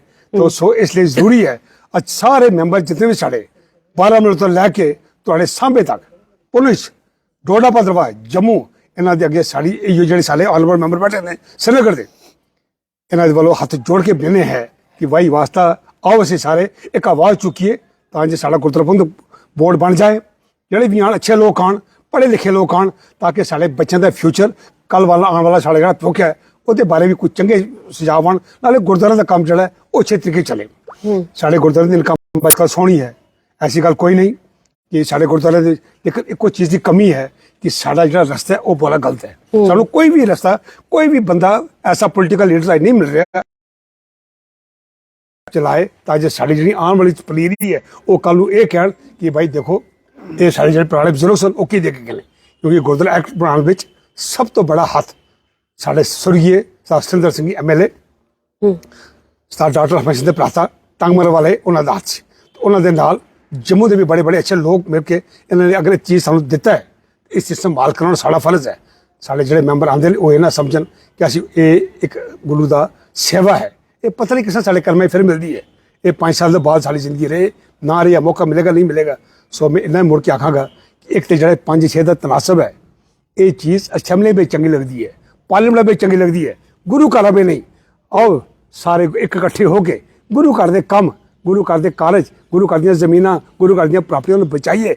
ये ना दसो कि भाई मैं बन गया हाँ प्रधान या सैकटरी बन गया, कुछ लोग उन्होंने घुमा रहे हैं। मैं थोड़ा श्रीनगर की गल करा, खासकर जम्मू का मैंने पूरा पता नहीं है, कुछ लोग अपने गर्ज ली उन्होंने अगे मैं विनय कराँगा कि अकाल पुरख जिस वक्त असं दरगाह में जाइए कम से कम अपना सिर तो चुके जाए कि नहीं भाई असी कड़ा काम करके आए कड़ा नहीं करके आए। जी बिल्कुल, बतौर मैंबर मैं ਤੁਹਾਨੂੰ ਇੱਕ ਗੱਲ ਜ਼ਰੂਰ ਪੁੱਛਣਾ ਚਾਹਾਂਗੀ ਕਿ ਵੀਰ ਜੀ ਤੁਹਾਨੂੰ ਕੋਈ ਲੱਗਦਾ ਹੈ ਐਸਾ ਮੁਨਾਸਿਬ ਚਿਹਰਾ ਜਿਹੜਾ ਚੇਅਰਮੈਨੀ ਲਈ ਅੱਗੇ ਆ ਸਕਦਾ? ਤੁਹਾਡੇ ਵਿਚਾਰ ਕੀ ਕਹਿੰਦੇ ਨੇ? ਦੇਖੋ ਜੀ ਮੇਰੇ ਵਿਚਾਰ ਹੀ ਮੈਂ ਤੁਹਾਨੂੰ ਕਿਹਾ ਨਾ कि सामने संगत बड़ी एजुकेटेड पीपल साढ़े को है, बड़े पढ़े लिखे लोग ने, बड़े शाने लोग ने, लेकिन वो डर ਲਈ इसलिए सामने नहीं आते। वो समझ रहे कि भाई उत्थे जाके स्वाय धक्के दे गालां दे कड़ा के जावे ही प्रॉपर जड़े वे साड़ा इस वास्ते लोग टुट रहे साढ़े गुरुद्वारा एक्शन तो गुरुद्वारे के बोर्ड तो डरते ना लोग नहीं यार उत्थे तो सिर्फ झगड़ा है, उत्थे तो झगड़ा सिर्फ गोलक दा है नहीं भाई। गल सुनो, कल नूं कोई पता नहीं साढ़े बच्चे किहड़े पासे जाणगे, साड़ी हालत किहड़े पासे जाएगी। अज तुसीं देख लो कश्मीर दा पंडित, सानूं खुशी है कि पहले दे श्रीनगर सन वो भी माइग्रेंट होए, साढ़े सिख भी माइग्रेंट होए, लेकिन साड़ी अपनी आपातापी करके कश्मीरी पंडित तो हर चीज मिल रही है। असि साढ़े बयान आंदे ने, एक बयान देंदा दूजा करता है। साड़ी मेजॉरिटी भरा उत्ते बैठे ने, वो भी अपना कुछ सब कुछ लै रहे हैं। लद्दाख के बोधी तुसीं देख लो, उन्होंने अपनी यूटी स्टेट लै लई, ते देखो साडा कश्मीर का सरदार ना उहदा पैर जम्मू च ने ना उहदे पैर श्रीनगर च, इत्थे अलग अलग बोल रहे हैं। कारण कि कुछ लोगों ने ये पुंछी है जी, ये मीरपुरी है, ये मुजफ्फराबादी है, ये मजहबी है, ये कश्मीरी सिख है, इन्होंने आपस में टकरा करके सारी कौम का सो ये वास्ता ये ना करिया सी। और अज की कौम अज जी अज इलैक्शन हुई है, ये मैं देख रहा पूरे जम्मू कश्मीर के बहुत ही गुरसिख बहुत ही अच्छे अच्छे लोग पढ़े लिखे लोग आए ने, ये सारे सिर जोड़ के बैठन कि आओ भाई हुण असीं ये 5 6 7 साल जो सानूं मिले ने ये अपनी जनरेशन आने वाली पनीरी कोई ना कोई दिए, तां जो गुरुद्वारा प्रबंधक बोर्ड ही बने, कमेटियां भी सुनते चलन। और जोड़े साढ़े बने ने प्रेजिडेंट जी आया जो पूरे गुरसिख ने। देखो मैं एक गल तुहानूं दस दियां, गुरुद्वारा स्टेज जिहड़ा साढ़े ने उत्थे साड़ी आवाज़ उठनी चाहिए नौकरियां वास्ते अपने कामां वास्ते, लेकिन किसी पर्सनल बंदे नूं तुसीं जिद्दां कोई जिंदगी का रोल नहीं होवे तुहाडे कौम दे वास्ते, उन्होंने तुसीं घड़ी घड़ी आगे सोपे पाओ, उन्होंने तुसीं घड़ी घड़ी आगे अगे शो करो, वो असीं किसी भी कीमत रे। मैं तुहानूं खास कर दस्सिया, मेरे ख्याल जिन्ने मेरे मैंबर है मेरे सहमत है, ਉਹਦੇ ਲਈ ਸਾਡੇ ਭਾਵੇਂ जान ही लग जाए, ਅਸੀਂ ਕਿਸੇ ਵੀ ਬੰਦੇ ਨੂੰ ऐसा काम नहीं करन देंगे कि स्टेजां ते आके काबज होण, क्योंकि नहीं वो बंदा आवे सिरखां ते ਅਸੀਂ ਉਹਨੂੰ ਜੀਆਂ ਆਖਾਂਗੇ ਜਿਹੜਾ ਕੌਮ ਦੇ ਲਈ ਕੁਝ ਕਰੇਗਾ। और ਜਿਹਦੀ ਕੁਝ ਕੰਟਰੀਬਿਊਸ਼ਨ 35 36 25 ਸਾਲਾਂ ਤੋਂ ਕੁਝ ਹੈ, ਜੇ ਵਿੱਚੋਂ ਕੋਈ ਆ ਗਿਆ ਨਹੀਂ ਜੀ ਮੈਂ ਆਵਾਂ ਉਹਨੂੰ ਅਸੀਂ ਕਿਸੇ ਵੀ ਕੀਮਤ ਤੇ ਬਰਦਾਸ਼ਤ ਨਹੀਂ ਕਰਾਂਗੇ। ਇਹ ਸਾਰਿਆਂ ਵਾਸਤੇ ਮੇਰੀ ਦੁਆ ਦੀ ਬੇਨਤੀ ਹੈ ਜੀ। ਬਹੁਤ ਬਹੁਤ ਧੰਨਵਾਦ ਹੈ। ਜਿੱਦਾਂ ਸਰਦਾਰ ਮਨਜੀਤ ਸਿੰਘ ਜੀ ਉਹਨਾਂ ਨੇ ਕਿਹਾ ਕਿ ਇੱਕ ਤੁਸੀਂ ਚਾਹੇ ਉਹ ਸਾਡੀਆਂ ਧਾਰਮਿਕ ਸਟੇਜਾਂ ਨੇ, ਚਾਹੇ ਉਹ ਸਾਡੇ ਧਾਰਮਿਕ ਜਿਹੜੇ ਪਲੇਟਫਾਰਮਸ ਨੇ ਸਾਡੇ, ਉਹਨਾਂ ਦਾ ਸਹੀ ਇਸਤੇਮਾਲ ਹੈ ਜਿਹੜਾ ਕੀਤਾ ਜਾਵੇ। ਮੈਂ ਇਹੀ ਜਿਹੜਾ ਸਵਾਲ ਹੈ, ਇਹੀ ਜਿਹੜਾ ਵਿਸ਼ਾ ਸਰਦਾਰ ਨਵਤੇਜ ਸਿੰਘ ਜੀ ਉਹਨਾਂ ਦੇ ਵੱਲ ਨੂੰ ਹੀ ਤੋਰਾਂਗੀ। ਜਿੱਦਾਂ ਸਰਦਾਰ ਮਨਜੀਤ ਸਿੰਘ ਜੀ ਉਹਨਾਂ ਨੇ ਕਿਹਾ ਕਿ ਅਸੀਂ ਆਪਦੀਆਂ ਗੁਰੂ ਘਰ ਦੀਆਂ ਸਟੇਜਾਂ ਤੇ ਕਿਸੇ ਨੂੰ ਕਾਬਜ ਹੋਣ ਹੈ ਜਿਹੜਾ ਨਹੀਂ ਦਵਾਂਗੇ, ਤਾਂ ਗੱਲ ਹੁਣ ਇਹਨੂੰ ਆਪਾਂ ਛੇੜਦੇ ਆ ਪੋਲੀਟੀਕਲ ਪੱਖ ਦੇ ਨਾਲ। ਜਿਸ ਤਰ੍ਹਾਂ ਦੇ ਨਾਲ ਆਪਾਂ ਦੇਖਿਆ ਕਿ ਪਿਛਲੇ ਕਾਫੀ ਸਮੇਂ ਦੇ ਉੱਤੋਂ ਸਾਡੇ ਗੁਰਦੁਆਰਾ ਸਾਹਿਬ ਦੇ ਵਿੱਚ ਹੈ ਜਿਹੜਾ ਸਟੇਜਾਂ ਦੇ ਉੱਪਰ ਆਪਾਂ ਪੋਲੀਟੀਕਲ ਲੀਡਰਸ ਨੂੰ ਬੁਲਾਉਂਦੇ ਆ, ਉਹਨਾਂ ਦੇ ਵੱਲੋਂ ਅਨਾਉਂਸਮੈਂਟ ਹੁੰਦੀਆਂ ਨੇ ਜਾਂ ਰਾਬਤਾ ਕਾਇਮ ਕੀਤਾ ਜਾਂਦਾ। ਲੇਕਿਨ ਇਹ ਜ਼ਰੂਰੀ ਵੀ ਹੈਗਾ ਵਾ ਕਿ ਰਾਜਨੀਤਿਕ ਪੱਖ ਤੋਂ ਸਾਡਾ ਵੀ ਸਟਰੋਂਗ ਹੋਣਾ ਵੀ ਜ਼ਰੂਰੀ ਆ। ਲੇਕਿਨ ਜਦੋਂ ਕੋਈ ਤੁਹਾਡੀ ਸਟੇਜ ਤੇ ਆਉਂਦਾ ਹੈ ਜਾਂ ਪੋਲੀਟੀਕਲ ਲੀਡਰ ਤੁਹਾਡੇ ਗੁਰਦੁਆਰਾ ਸਾਹਿਬ ਵਿਖੇ ਆਉਂਦਾ ਹੈ, ਪਿੱਛੇ ਜੀ ਆਪਾਂ ਕਸ਼ਮੀਰ ਦੇ ਵਿੱਚ ਗੱਲ ਕਰਦੇ ਆ, ਅਮਿਤ ਸ਼ਾਹ ਜਿਹੜੇ ਆਏ ਨੇ ਗ੍ਰਹਿ ਮੰਤਰੀ ਬੀਜੇਪੀ ਦੇ, ਔਰ ਜਿਹੜੇ ਸਾਡੇ ਭਾਰਤ ਦੇ ਗ੍ਰਹਿ ਮੰਤਰੀ ਨੇ, ਉਹ ਆਉਂਦੇ ਨੇ ਕਸ਼ਮੀਰ ਦੇ ਵਿੱਚ। ਖਾਸਾ ਲੋਕਾਂ ਦੇ ਕਸ਼ਮੀਰ ਦੀ ਸਿੱਖ ਸੰਗਤ ਦੇ ਵਿੱਚ ਖਾਸਾ ਨਾਰਾਜ਼ਗੀ ਉਦੋਂ ਵੇਖਣ ਨੂੰ ਮਿਲੀ ਹੈ ਵੀ ਸਾਨੂੰ ਇੱਕ ਉਮੀਦ ਸੀਗੀ ਕੁਛ ਨਾ ਕੁਛ ਅਨਾਉਂਸਮੈਂਟ ਹੈ ਜਿਹੜੀਆਂ ਕਸ਼ਮੀਰ ਦੇ ਸਿੱਖਾਂ ਦੇ ਲਈ ਹੋਣਗੀਆਂ, ਕੁਛ ਅਨਾਉਂਸ ਕਰਕੇ ਜਾਣਗੇ। ਲੇਕਿਨ ਉਹਨਾਂ ਨੇ ਕਿਹਾ ਕਿ ਕੁਛ ਵੀ ਅਜਿਹੀ ਅਨਾਉਂਸਮੈਂਟ ਹੈ ਜਿਹੜੀ ਉੱਥੇ ਗੁਰਦੁਆਰਾ ਸਾਹਿਬ ਦੀ ਸਟੇਜ ਤੋਂ ਨਹੀਂ ਕੀਤੀ ਗਈ। ਤੁਸੀਂ ਕਿਵੇਂ ਵੇਖਦੇ ਹੋ? ਕਿਆ ਅਸੀਂ ਹੀ ਉਹਨਾਂ ਨੂੰ ਅੰਦਰ ਲੈ ਕੇ ਆਉਂਦੇ ਆ, ਫਿਰ ਉਹ ਆਪਦਾ ਜੋ ਉਹਨਾਂ ਨੇ ਮੈਸੇਜ ਦੇਣਾ ਹੁੰਦਾ ਉਹ ਪਹੁੰਚਾ ਕੇ ਚਲੇ ਜਾਂਦੇ ਨੇ, ਲੇਕਿਨ ਬਾਅਦ ਦੇ ਵਿੱਚ ਅਸੀਂ ਜਿਵੇਂ ਝਾਕਦੇ ਰਹਿ ਜਾਂਦੇ ਆ। ਵਾਹਿਗੁਰੂ ਜੀ ਕਾ ਖਾਲਸਾ ਵਾਹਿਗੁਰੂ ਜੀ ਕੀ ਫਤਿਹ। ਦੇਖੋ ਜਿਹੜੇ ਵੀ ਆਪ ਜੀ ਨੇ ਮੈਨੂੰ ਪ੍ਰਸ਼ਨ ਪੁੱਛੇ ਹਨ, ਮੈਂ ਇਹਨਾਂ ਦਾ ਬੜੇ ਤਰਤੀਬ ਦੇ ਨਾਲ ਆਪ ਜੀ ਨੂੰ ਜਵਾਬ ਦੇਵਾਂਗਾ। ਤੇ ਮੁੱਦੇ ਜਿਹੜੇ ਸਾਡੇ ਸਾਹਮਣੇ ਨੇ, ਇੱਕ ਤੁਹਾਡੇ ਮੈਨੂੰ ਪ੍ਰਸ਼ਨ ਪੁੱਛਣ ਤੋਂ ਲੱਗ ਰਿਹਾ ਹੈ ਕਿ ਇੱਕ ਪ੍ਰਸ਼ਨ ਹੈ ਕਿ ਗੁਰਦੁਆਰਾ ਸਟੇਜ ਦੀ ਦੁਰਵਰਤੋਂ, ਦੂਸਰਾ ਹੈ ਬੋਰਡ ਇਲੈਕਸ਼ਨਸ ਜੀ, ਤੀਸਰਾ 425 ਦਾ ਮੁੱਦਾ, SRO 425 ਦੇ। ਇਹ ਤਿੰਨ ਮੁੱਦੇ ਸਾਡੇ ਕੋਲ ਇਸ ਵਕਤ मतलब ज्यादा अहम मुद्दे ਸਾਡੇ ਸਾਹਮਣੇ ਜਿਹੜੇ ਸਾਡੀ ਕਮਿਊਨਿਟੀ ਹੱਲ ਹੋਣੇ ਚਾਹੀਦੇ ਫੇਸ ਕਰ ਰਹੀ ਹੈ ਜਾਂ ਜਿਨ੍ਹਾਂ ਦਾ ਹੱਲ ਅਸੀਂ ਤਲਾਸ਼ ਕਰ ਰਹੇ ਹਾਂ। ਸਭ ਤੋਂ ਪਹਿਲੇ ਮੈਂ ਗੱਲ ਸ਼ੁਰੂ ਕਰਾਂਗਾ ਕਿ ਅੱਜ ਮਾਘੀ ਦਾ ਮਹੀਨਾ ਚੱਲ ਰਿਹਾ ਹੈ ਤੇ ਮਾਘੀ ਦੇ ਮਹੀਨੇ ਦਾ ਇੱਕ ਆਪਣਾ ਇਤਿਹਾਸ ਹੈ ਜੀ, ਤੇ ਗੁਰੂ ਗੋਬਿੰਦ ਸਿੰਘ ਜੀ ਦੀ ਸਾਨੂੰ ਦੇਣ ਹੈ, ਕਿਉਂਕਿ ਮਾਘੀ ਦੇ ਮਹੀਨੇ ਵਿੱਚ ਅਸੀਂ ਉਹਨਾਂ ਸ਼ਹੀਦਾਂ ਨੂੰ ਯਾਦ ਕਰਦੇ ਹਾਂ ਜਿਹੜੇ ਹੋਏ ਤਾਂ ਸ਼ਹੀਦ ਹਨ, ਉਹ 1705 ਈਸਵੀ ਮਈ ਦੇ ਪਹਿਲੇ ਹਫ਼ਤੇ ਵਿੱਚ ਸ਼ਹੀਦ ਹੋਏ ਨੇ, ਪਰ ਮਾਘੀ ਦੇ ਮਹੀਨੇ ਵਿੱਚ ਅਸੀਂ ਉਹਨਾਂ ਨੂੰ ਯਾਦ ਕਰਦੇ ਹਾਂ। ਤੇ ਗੁਰੂ ਗੋਬਿੰਦ ਸਿੰਘ ਜੀ ਦਾ ਉਹ ਆਖਰੀ ਜੰਗ ਸੀ ਮੁਕਤਸਰ ਦਾ, ਜਿਸ ਵਿੱਚ ਉਹਨਾਂ ਨੇ ਜਿੱਤ ਪ੍ਰਾਪਤ ਕੀਤੀ, ਵਜ਼ੀਰ ਖਾਨ ਹਾਰ ਗਿਆ, ਪਰ ਉਸ ਜੰਗ ਤੋਂ ਸਾਨੂੰ ਬੜੀਆਂ ਸੇਧਾਂ ਮਿਲੀਆਂ ਹਨ। ਇੱਕ ਤਾਂ ਅਸੀਂ ਇਹ ਦੇਖਿਆ ਕਿ ਅਧਿਆਤਮਿਕ ਗੁਰੂ ਜਿਹੜਾ ਹੈ ਸਾਡਾ, ਉਹ ਕੈਸਾ ਹੋਣਾ ਚਾਹੀਦਾ ਹੈ। ਦੂਸਰਾ, ਰਾਜਨੀਤਿਕ ਤੌਰ ਤੇ ਅਸੀਂ ਕਿਸ ਤਰ੍ਹਾਂ ਤੁਰਨਾ ਹੈ, ਸਮਾਜਿਕ ਪੱਖ ਤੋਂ ਅਸੀਂ ਕਿਸ ਤਰ੍ਹਾਂ ਤੁਰਨਾ ਹੈ। ਇਹ ਸਾਰੀ ਉਹਨਾਂ ਸ਼ਹੀਦਾਂ ਨੂੰ ਜਿਨ੍ਹਾਂ ਨੂੰ ਅਸੀਂ ਇਸ ਮਹੀਨੇ ਯਾਦ ਕੀਤਾ ਹੈ, ਖਾਸ ਕਰ ਪਹਿਲੇ ਦਿਨ ਮਾਘੀ ਦੇ ਤੇ ਉਸ ਤੋਂ ਸਾਨੂੰ ਕਾਫੀ ਸੇਧਾਂ ਮਿਲਦੀਆਂ ਹਨ। ਤੇ ਇੱਕ ਚੀਜ਼ ਸਪਸ਼ਟ ਹੋ ਜਾਂਦੀ ਹੈ, ਸਵਸਥ ਵਿਵਸਥਾ ਹਰ ਕੀ ਸੇਵਾ। ਹੈਲਦੀ ਐਡਮਿਨਿਸਟ੍ਰੇਟਿਵ ਸਿਸਟਮ ਜਿਹੜਾ ਹੈ, ਉਹ ਸਮਝੋ ਤੁਸੀਂ ਰੱਬ ਦੀ ਸੇਵਾ ਹੈ, ਹਰ ਕੀ ਸੇਵਾ। ਇਹ ਭਾਵੇਂ ਮਨ ਦੇ ਉੱਪਰ ਟਿਕਿਆ ਹੈ ਇਹ ਜਿਹੜੀ ਪੰਕਤੀ ਹੈ ਗੁਰੂ ਸਾਹਿਬਾਂ ਦੀ, ਪਰ ਇਹ ਬ੍ਰੌਡਰ ਸੈਂਸ ਵਿੱਚ, ਵਿਸ਼ਾਲ ਸੰਦਰਭ ਵਿੱਚ ਅਗਰ ਅਸੀਂ ਇਸ ਨੂੰ ਵੇਖੀਏ ਤਾਂ ਇਹ ਸਾਡੇ ਜੀਵਨ ਦੇ ਹਰ ਪੱਖ ਤੇ ਟੁਕਦੀ ਹੈ। ਹੁਣ ਮੈਂ ਤੁਹਾਡੇ ਜਿਹੜੇ ਪ੍ਰਸ਼ਨ ਹਨ ਉਹਨਾਂ ਦਾ ਜਵਾਬ ਜਿਹੜਾ ਉਹ ਤਰਤੀਬ ਨਾਲ ਦਿੰਦਾ ਹਾਂ ਗੁਰਮਤਿ ਦੇ ਸੰਦਰਭ ਵਿੱਚ, ਕਿਉਂਕਿ ਦੇਖੋ ਅਸੀਂ ਸਾਰੇ ਪ੍ਰਬੰਧਕ ਹਾਂ। ਮੈਂ ਪਹਿਲੇ ਵੀ ਇਹ ਗੱਲ ਕਹਿੰਦਾ, ਬਿਲਕੁਲ, ਗੁਰਦੁਆਰਾ ਪ੍ਰਬੰਧਕ ਕਮੇਟੀ ਤੇ ਗੁਰਦੁਆਰਾ ਪ੍ਰਬੰਧਕ ਕਮੇਟੀ ਦੇ ਅਸੀਂ ਮੈਂਬਰ, ਤੇ ਪ੍ਰਬੰਧਕ ਨੂੰ ਜਿਹੜੀ ਕੁਸ਼ਲਤਾ ਹੋਣੀ ਚਾਹੀਦੀ ਹੈ ਜਾਂ ਜਿਹੜੀ ਉਸਦੀ ਇੱਕ ਐਫੀਸ਼ੀਐਂਸੀ ਹੋਣੀ ਚਾਹੀਦੀ ਹੈ, ਅੱਗੇ ਗੱਲਾਂ ਨੂੰ ਉਹ ਕਿਸ ਤਰ੍ਹਾਂ ਪ੍ਰੋਜੈਕਟ ਕਰੇ, ਉਹ ਜਿਹੜੀ ਹੈ ਜੇ ਉਹ ਪ੍ਰਬੰਧਕ ਵਿੱਚ ਨਹੀਂ ਹੈ ਤੇ ਫਿਰ ਮੇਰੇ ਖਿਆਲ ਵਿੱਚ ਜਿਹੜੇ ਜਿਸ ਵਕਤ ਅਸੀਂ ਚੋਣ ਕਰਦੇ ਹਾਂ ਪਹਿਲੇ ਅਤੇ ਚੂਕ ਅਸੀਂ ਉੱਥੋਂ ਹੀ ਕਰਦੇ ਹਾਂ ਕਿ ਅਸੀਂ ਉਹ ਕ੍ਰਾਈਟੇਰੀਆਜ਼ ਨਹੀਂ ਦੇਖਦੇ ਕਿ ਪ੍ਰਬੰਧਕ ਕੈਸਾ ਹੋਣਾ ਚਾਹੀਦਾ। ਚਲੋ ਹੁਣ ਅਸੀਂ ਭੇਜ ਲਿਆ ਹੈ, ਹੁਣ ਸਾਡੇ ਜਿਹੜੇ ਮੁੱਦੇ ਹਨ ਇਸ ਵਕਤ ਵਾਈਟਲ ਇਸ਼ੂ ਜਿਸ ਤੇ ਸਾਡੀ ਡਿਬੇਟ ਚੱਲ ਰਹੀ ਹੈ, ਜਿਸ ਤਰ੍ਹਾਂ ਸਭ ਤੋਂ ਪਹਿਲੇ ਤੁਸੀਂ ਕਿਹਾ ਗੁਰਦੁਆਰਾ ਪ੍ਰਬੰਧਕ ਬੋਰਡ ਦੀ ਗੱਲ ਕੀਤੀ ਹੈ। ਵੀਰ ਮਨਜੀਤ ਸਿੰਘ ਜੀ ਜਿਹੜੇ ਸਾਬਕਾ ਆਪਣੇ ਸੈਕਟਰੀ ਵੀ ਰਹਿ ਚੁੱਕੇ ਹਨ, ਬਹੁਤ ਸਾਹਿਬ ਮੈਂਬਰ ਵੀ ਹਨ, ਉਹਨਾਂ ਨੇ ਵੀ ਗੱਲ ਕੀਤੀ ਹੈ। ਦੇਖੋ ਰਿਲੀਜੀਅਸ ਐਂਡੋਮੈਂਟ ਗੁਰਦੁਆਰਾ ਐਕਟ ਜਿਹੜਾ ਹੈ, ਜਿਹੜਾ 1973 ਵਿੱਚ ਬਣਿਆ ਹੈ, ਇਸ ਦੇ ਆਪਣੇ ਇੱਕ ਕਲਾਜ਼ਸ ਹਨ ਤੇ ਕਲਾਜ਼ਸ ਵਿੱਚ ਇਹ ਹੈ ਕਿ ਅਗਰ 27 ਜੂਨ ਨੂੰ ਸਾਡੀ ਇਲੈਕਸ਼ਨਸ ਹੋਈ ਹਨ ਤੇ ਗੁਰਦੁਆਰਾ ਕਮੇਟੀਆਂ ਜਿਹੜੀਆਂ ਹਨ ਉਹ ਫਾਰਮੂਲੇਟ ਹੋਈਆਂ ਹਨ, ਬਣੀਆਂ ਹਨ, ਤੇ 45 ਦਿਨ ਦੇ ਅੰਦਰ ਅੰਦਰ ਡਿਵਕਾਮ ਨੇ ਇਹ ਇਲੈਕਸ਼ਨਸ ਜਿਹੜੀਆਂ ਸਨ ਇਹ ਕਰਵਾਉਣੀਆਂ ਸਨ। ਪਰ ਅੱਜ ਤੁਸੀਂ ਦੇਖੋ ਮੇਰੇ ਖਿਆਲ ਵਿੱਚ 6 ਮਹੀਨੇ ਤੋਂ ਵੱਧ ਸਮਾਂ ਹੋ ਗਿਆ ਹੈ ਤੇ ਉਸ ਵਿੱਚ ਵੀ ਜਿਹੜੀ ਦਖਲ ਅੰਦਾਜ਼ੀ ਹੈ ਉਹ ਸਭ ਤੋਂ ਜ਼ਿਆਦਾ ਵੈਸਟਡ ਇੰਟਰਸਟਡ ਲੋਕ ਜਿਹੜੇ ਹਨ ਸਾਡੀ ਕਮਿਊਨਿਟੀ ਵਿੱਚ ਹੀ ਜਿਹੜੇ ਹਨ, ਜਿਹੜੇ ਚਾਹੁੰਦੇ ਹਨ ਕਿ ਅਸੀਂ ਬੋਰਡ ਦੀ ਬਣਤਰ ਨੂੰ ਕਿਸ ਤਰ੍ਹਾਂ ਫਾਰਮੂਲੇਟ ਕਰਨਾ ਹੈ ਤੇ ਉਸ ਤਰੀਕੇ ਦੇ ਨਾਲ ਜਾਂ ਤਾਂ ਉਹ ਡਿਲੇ ਹੋ ਰਹੀ ਹੈ ਜਾਂ ਫਿਰ ਗਵਰਨਮੈਂਟ ਦਾ ਕੁਝ ਆਪਣਾ ਐਸਾ ਨਜ਼ਰੀਆ ਹੈ, ਪਰਸਪੈਕਟਿਵ ਹੈ ਕਿ ਉਹਨਾਂ ਨੇ ਇਹ ਦੇਖਣਾ ਹੈ ਕਿ ਅਸੀਂ ਇਹਨਾਂ ਨੂੰ ਕਿਸ ਤਰ੍ਹਾਂ ਯੂਟੀਲਾਈਜ਼ ਕਰਨਾ ਹੈ ਸਿੱਖ ਕੌਮ ਨੂੰ ਐਸ ਪਰ ਦੇਅਰ ਵਿਸ਼ਸ, ਉਹਨਾਂ ਦੇ ਮੁਤਾਬਕ। ਇਹ ਦੋ ਗੱਲਾਂ ਇੱਥੇ ਆ ਗਈਆਂ, ਇੱਕ ਸਾਡੇ ਵਿੱਚ ਜਿਹੜੇ ਵੈਸਟਡ ਇੰਟਰਸਟਡ ਲੋਕ ਹਨ, ਦੂਸਰਾ ਗਵਰਨਮੈਂਟ ਦੀ ਨਜ਼ਰ ਵਿੱਚ ਜਿਹੜੇ ਉਹਨਾਂ ਦੇ ਫੇਵਰੇਟ ਹਨ ਜਾਂ ਉਹਨਾਂ ਨੂੰ ਉਹ ਲਿਆਉਣਾ ਚਾਹੁੰਦੇ ਹਨ, ਉਹ ਸ਼ਾਇਦ ਉਹਨਾਂ ਨੂੰ ਉਹ ਮੁਵਾਫਕ ਮੌਕਾ ਨਹੀਂ ਮਿਲ ਰਿਹਾ, ਜਿਸ ਦੇ ਕਾਰਨ ਤੁਸੀਂ ਦੇਖ ਰਹੇ ਹੋ 2002 ਤੋਂ ਬਾਅਦ ਬੋਰਡ ਦੀ ਇਲੈਕਸ਼ਨਸ ਨਹੀਂ ਹੋਈਆਂ। ਔਰ ਪਿਛਲੀ ਕਮੇਟੀ ਜਿਹੜੀ ਸਾਡੀ ਚੱਲੀ ਹੈ ਜਿਸ ਵਿੱਚ 10 ਵੀ ਸਾਬਕਾ ਸਕੱਤਰ ਸੀ ਜੀਪੀਸੀ ਸ੍ਰੀਨਗਰ ਦਾ, ਉਸ ਵਿੱਚ ਕੋਈ ਬੋਰਡ ਨਹੀਂ ਹੋਇਆ। ਔਰ ਸਭ ਤੋਂ ਵੱਡੀ ਜਿਹੜੀ ਉਸ ਵਿੱਚ ਘਾਟ ਆਈ ਹੈ ਕਿ ਸਾਡਾ ਜਿਹੜਾ ਗੁਰਦੁਆਰਿਆਂ ਦਾ ਨਿਜ਼ਾਮ ਸੀ ਉਸ ਚਜੇ ਢੰਗ ਦੇ ਨਾਲ ਨਹੀਂ ਚੱਲਿਆ ਤੇ ਮੇਰੇ ਖਿਆਲ ਵਿੱਚ ਜਿਹੜੀ ਟਰਾਂਸਪੈਰੈਂਸੀ ਹੋਣੀ ਚਾਹੀਦੀ ਸੀ, ਹੁਣ ਟਰਾਂਸਪੈਰੈਂਸੀ ਸਿਰਫ ਪੈਸੇ ਦੀ ਨਹੀਂ ਹੈ, ਗੋਲਕ ਦੀ ਨਹੀਂ ਹੈ, ਟਰਾਂਸਪੈਰੈਂਸੀ ਹੈ ਕਿ ਅਸੀਂ ਗੁਰਮਤ ਵਿਚਾਰਧਾਰਾ ਨੂੰ ਅੱਗੇ ਕਿਸ ਤਰ੍ਹਾਂ ਉਸ ਦਾ ਪ੍ਰਚਾਰ ਤੇ ਪ੍ਰਸਾਰ ਕਰ ਰਹੇ ਹਾਂ। ਪ੍ਰਮਾਣਿਤ ਆਪਣਾ ਜਿਹੜਾ ਸਾਡਾ ਮੁਲਾਜ਼ਮ ਤਬਕਾ ਹੈ ਉਸ ਦੇ ਇੰਟਰਸਟ ਨੂੰ ਅਸੀਂ ਕਿਸ ਤਰ੍ਹਾਂ ਬਚਾ ਕੇ ਰੱਖਿਆ ਐਜ਼ ਗੁਰਦੁਆਰਾ ਪ੍ਰਬੰਧਕ ਕਮੇਟੀਜ਼, ਜਾਂ ਉਹਨਾਂ ਨੂੰ ਅਸੀਂ ਉਹਨਾਂ ਪੈਨਸ਼ਨ ਸਕੀਮਸ ਵੀ ਲਿਆਇਆ ਹੈ ਨਹੀਂ ਲਿਆਇਆ ਹੈ।